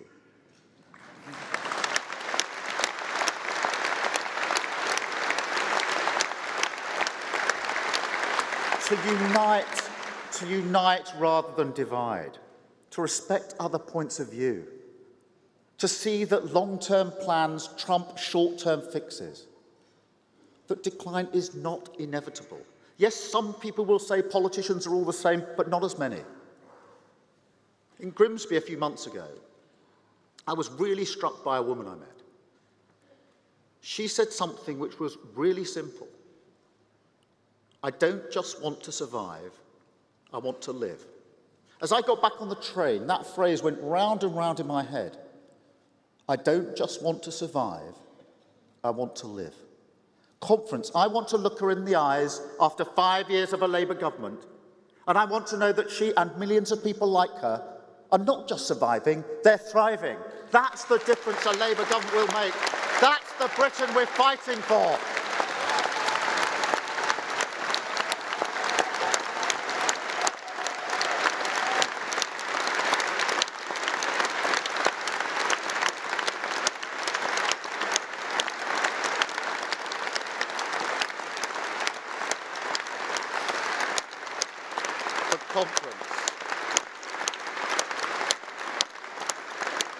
Conference, let's be honest, missions don't achieve themselves.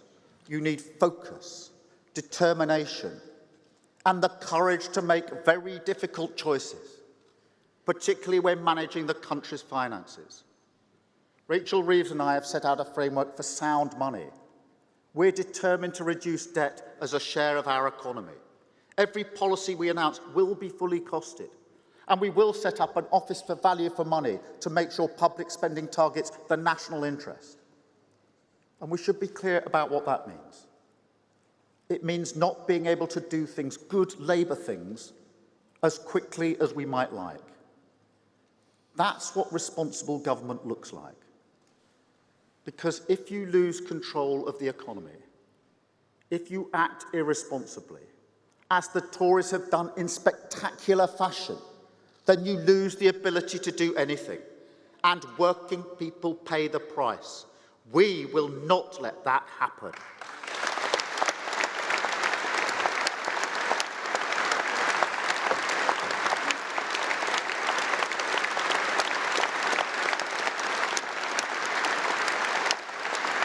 We will only borrow to invest when it's in the long-term national interest, when the cost of not investing makes it much more expensive for the next generation. Conference, the Labour Party is at its best when we glimpse the future and lead our country towards it. In 1945, out of the rubble of the Second World War, we built a land fit for heroes. In 1964, we harnessed the white heat of technology to pay our way in a modern economy. And in 1997, we modernised a country held back by crumbling public services and outdated institutions. It's time. It's time to write a new chapter of Labour Party history about how we built a fairer, greener, more dynamic Britain by tackling the climate emergency head-on and used it to create the jobs, the industries and the opportunities of the future. I come at this not just as leader of the Labour Party, but also as a father. As a father, I'm spurred on by the voices of our children, the cry of indignation, demanding our generation act before it's too late. As Labour leader, I see it as a matter of justice and opportunity, about the fairness and better society that I came into politics to create, the biggest opportunity we've had in decades to make this country work for working people. Across the world, countries are already gearing up to meet this challenge. We cannot afford to miss out. Because some nation is going to lead the world in offshore wind. Why not this one? Some nation will win the race for electric vehicles. Why not us? Some nation will be the first to harness new hydrogen power. Why not Britain?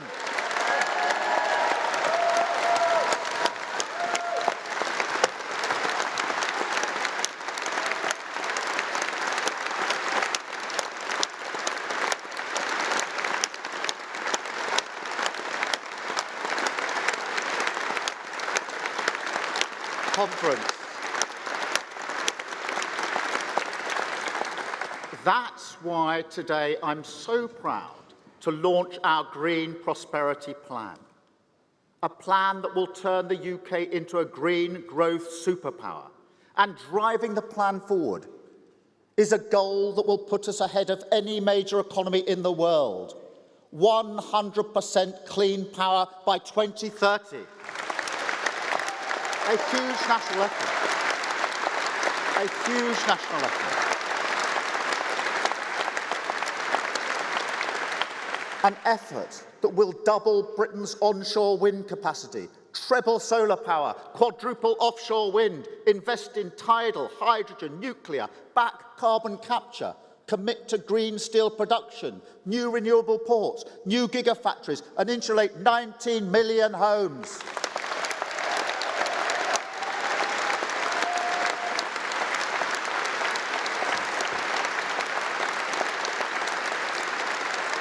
And working with Ed Miliband and his team, we'll make sure this energy revolution powers up all parts of the country. Let's get clean hydrogen energy into South Yorkshire, into the east of England, across the river in the Wirral. Offshore wind in Scotland, Teesside, eastern North Yorkshire. Solar power growing in rural communities in the southeast, the southwest and the Midlands. This will require a different way of working, the biggest partnership between government, business and communities this country has ever seen. It will mean new jobs, more than 1 million new jobs. Training for plumbers, electricians, engineers, software designers, technicians and builders. It will all start within the first 100 days of a new Labour government.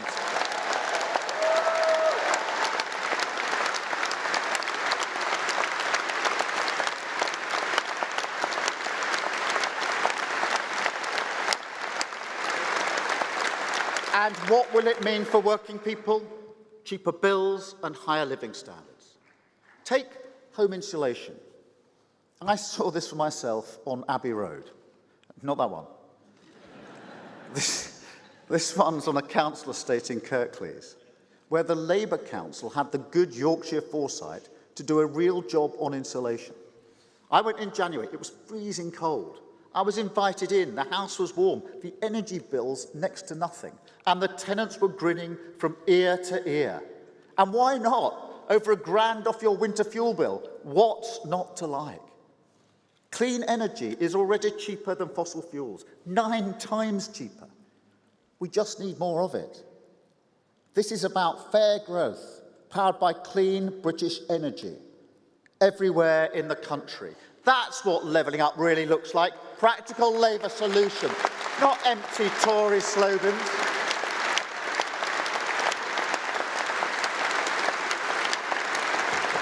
And conference. As Rachel announced yesterday, a new British sovereign wealth fund will drive us forward on this mission. We will make sure that the public money we spend building up British industry spurs on private investment, stimulates growth in construction, life sciences, finance and insurance, and the British people enjoy the returns. We won't make the mistake the Tories made with North Sea oil and gas back in the 1980s, when they frittered away the wealth from our national resources. Just look at what's happening at the moment. The largest onshore wind farm in Wales. Who owns it? Sweden. Energy bills in Swansea are paying for schools and hospitals in Stockholm. The Chinese Communist Party has a stake in our nuclear industry. And 5 million people in Britain pay their bills to an energy company owned by France. So we will set up Great British Energy within the first year of a Labour government. A new company. A new company.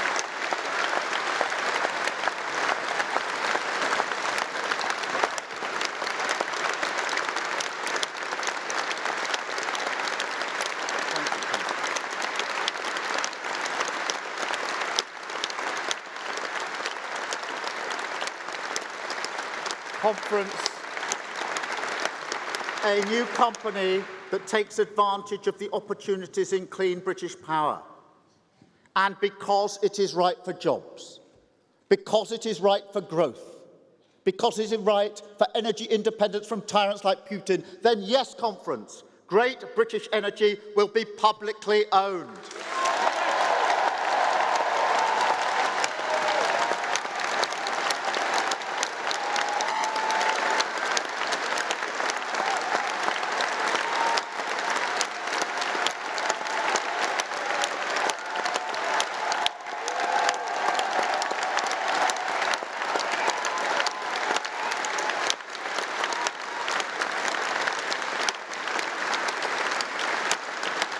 Conference, none of this will be easy. It's not like flicking a switch.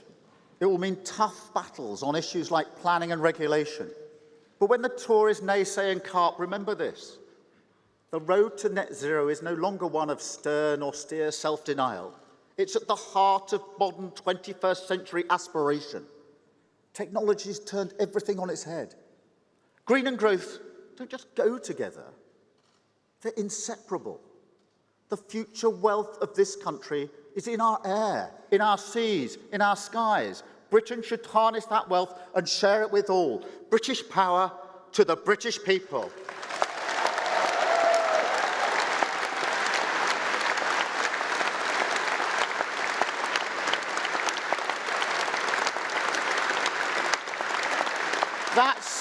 That's why I've always said we will fight the Tories on economic growth. Their record is appalling. The worst decade of growth in 2 centuries. Or, as the Chancellor puts it, a vicious cycle of stagnation. Now, I have to say, as a former prosecutor, it always warms my heart when somebody caught bang to rights pleads guilty at the first opportunity.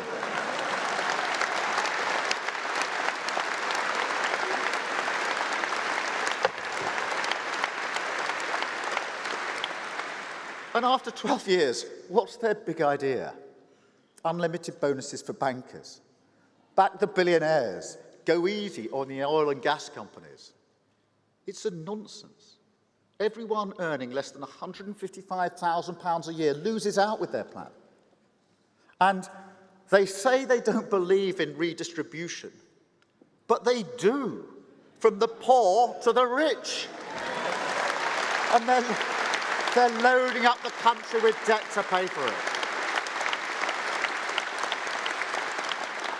And what about those in the middle? They're losing £780.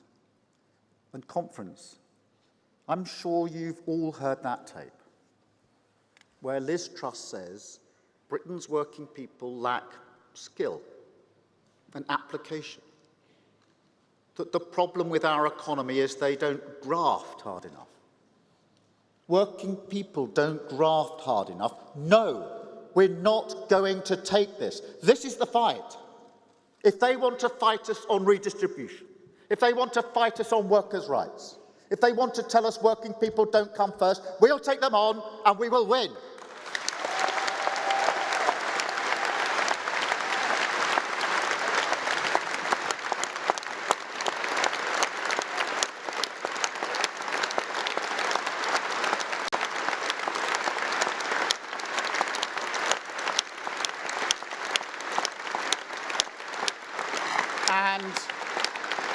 And we will win not just because we have fairness on our side, but because we have economic reason on our side too. Trickle-down economics doesn't work. Britain won't be better off just because we make the rich richer. The real problem is we create too many jobs that are low-paid and insecure. We lock too many communities out of the wealth we create. And public services aren't strong enough to help working people succeed. That's why we struggle to grow. Our economic foundations are weak. And the Tory argument is, that's fine. If the City of London races ahead and the rest of the country stagnates, they think that's okay. Conference, they're the ones not prepared to graft. They're the ones not prepared to do the hard yards on growth.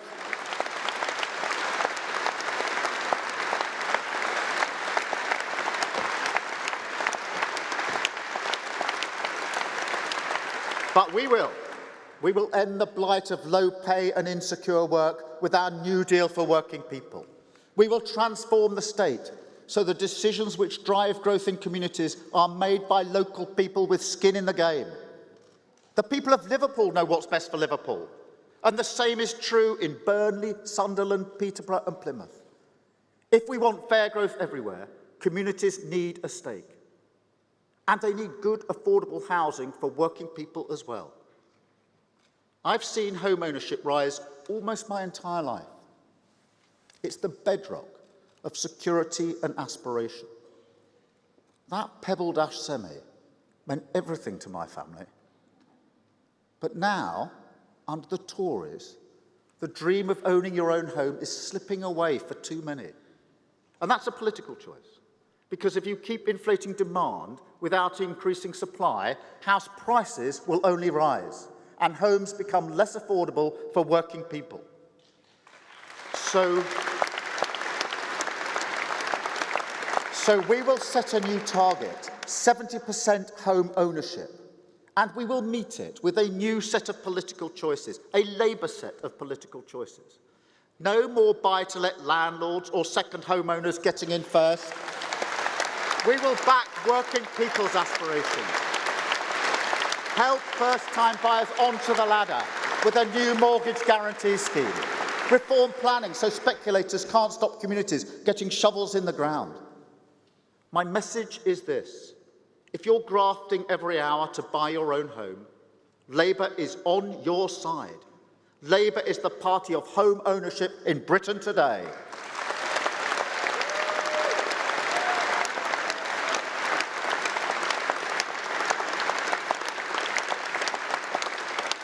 And let me say something about business too. Don't be fooled into thinking that they buy into the Tory trickle-down fantasy. Business leaders aren't knocking on my door saying they want to rip up employee rights. They don't tell me that the problems they face will be solved by corporation tax cuts. They want fair taxes, high skills, and the long-term confidence to invest. I want to be crystal clear about this. I'm not just pro-business. I want to partner with business. So we will scrap business rates, level the playing field for startups and the high street, give employers new flexibility to invest in world-class training they need. And as Johnny Reynolds said, invite them to drive forward our modern industrial strategy, a true partnership between government, businesses and trade unions.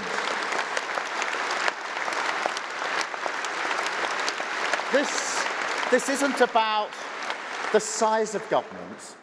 It's about what government can do. Government can support businesses to innovate and grow, can bring in the creative genius of our scientists and universities, can unite us to tackle the country's challenges on behalf of working people.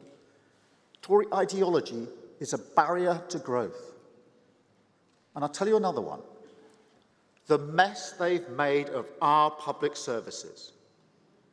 Strong public services are the foundation of a successful economy, always. Deal with NHS waiting lists and growth improves. Invest in childcare so parents can go back to work and growth improves. More mental health support, world-class schooling, skills training when you need it, and growth improves. But we have to be honest. I would love to stand here and say Labour will fix everything. But the damage they've done to our finances and our public services means this time the rescue will be harder than ever. It will take investment. Of course it will. But it will also take reform. One, we need to recruit, train and motivate the very best doctors, nurses, teachers, police officers. Two, we need to get the best innovation in their hands. Make technology work for us. Three, we need to make sure services are built around people's lives, empower them to meet the challenges of the future. And four, and above all, we must shift towards a prevention-first policy. Now, I've seen this for myself. Early intervention saves lives and saves money. Every time I read a serious case review as Director of Public Prosecutions, the story was the same just a change of name. Another life that could have gone in a different direction if someone had stepped in earlier. It's that kind of injustice that must drive us to think differently about our public services. In health, it's about moving treatment towards communities, exploring how technology can free up NHS workers to focus on care. In education, it means not just imparting knowledge, but developing the creativity, the resilience, the curiosity young people need in a modern world. In crime, it means a model of policing that can focus on prevention and give victims faith in a system that will not let violence go unpunished. At conference, the state of our public service stories are. Shows you they fundamentally don't believe government can help working people succeed. Every time they choose a new Prime Minister, and there's been plenty of them, you get a hymn of lip service to its power, usually from the steps of Downing Street itself. But as soon as the black door swings shut behind them, they retreat to their comfort zone. That's why they don't plan for the future. They don't believe it's their job. And so we lurch from crisis to crisis, always reacting, always behind the curve, a sticking plaster, never a cure. And if you want the totemic symbol of this, the single biggest failure to grasp the nettle, then look no further than Brexit. Conference, the policy of my Labour government will always be to make Brexit work. It's no secret I voted Remain, as the Prime Minister did. But what I heard around the country was people who thought we'd got our priorities wrong, who wanted democratic control over their lives, but who also wanted opportunities for the next generation, communities they felt proud of, public services they could rely on. I didn't hear that Brexit was about slashing workers' rights. I didn't hear people wanting to lower standards on food, animal welfare and the environment. I didn't hear them wanting to end redistribution. So I want to speak directly to the people who left Labour on this issue. Whether you voted Leave or Remain, you've been let down. And with Liz Truss, the Tories are changing the meaning of Brexit before your eyes. If you voted for a government to step in on your side, for better work, higher wages, more opportunities in your community, for an NHS that is modern and reliable, if you voted to take control of your life and for the next generation to have control of theirs, then I say to you, that is what I will deliver. I will make work pay for people who create this country's wealth. I will make sure we buy, make and sell more in Britain. I will revitalise public services and control immigration using a points-based system. I will spread power and opportunity to all our communities. And I will never be shy to use the power of government to help working people succeed. Labour will make Brexit work. Labour will deliver change. And you'll never get that from the Tories.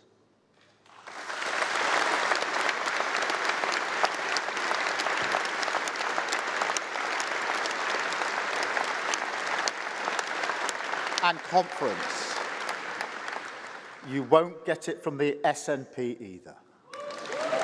Conference.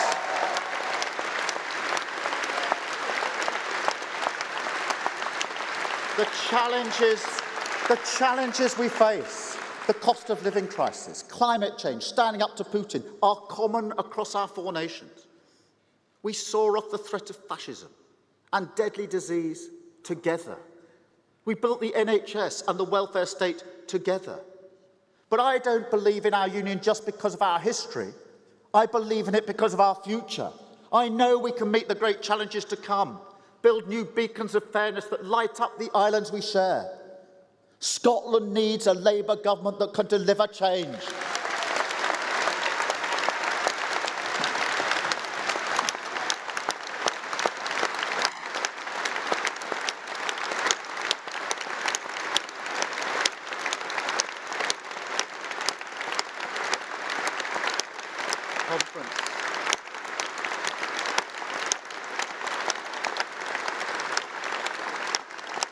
but it also needs the power and resources to shape its own future, whoever is in power in Westminster.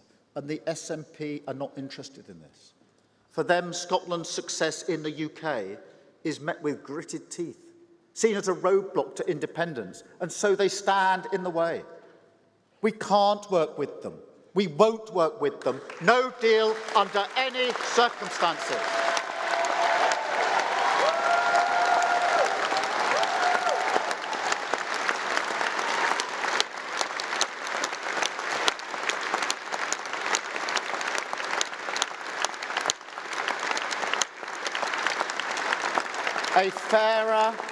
A fairer, greener, more dynamic Scotland in a fairer, greener, more dynamic Labour Britain.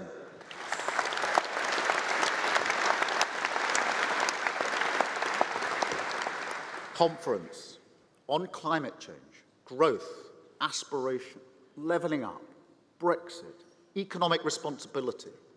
We are the party of the centre ground. Once again, the political wing of the British people.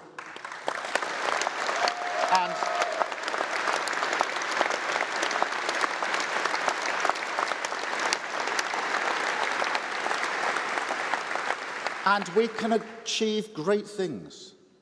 Yesterday, we even managed to get a Liverpool crowd cheering Gavin Neville. But let's not kid ourselves. The next 2 years will be tough. The Tories want a 5th term and they will stop at nothing to achieve it. And because of their record, because of the state of Britain, they're getting desperate. With so little that's good to defend, they will lash out. We need to be prepared, disciplined, focused. Spend every day working to earn the trust of the British people. Meet their attacks with hope. Provide the leadership this country so desperately needs. Because as in 1945, 1964, 1997, this is a Labour moment. So, conference.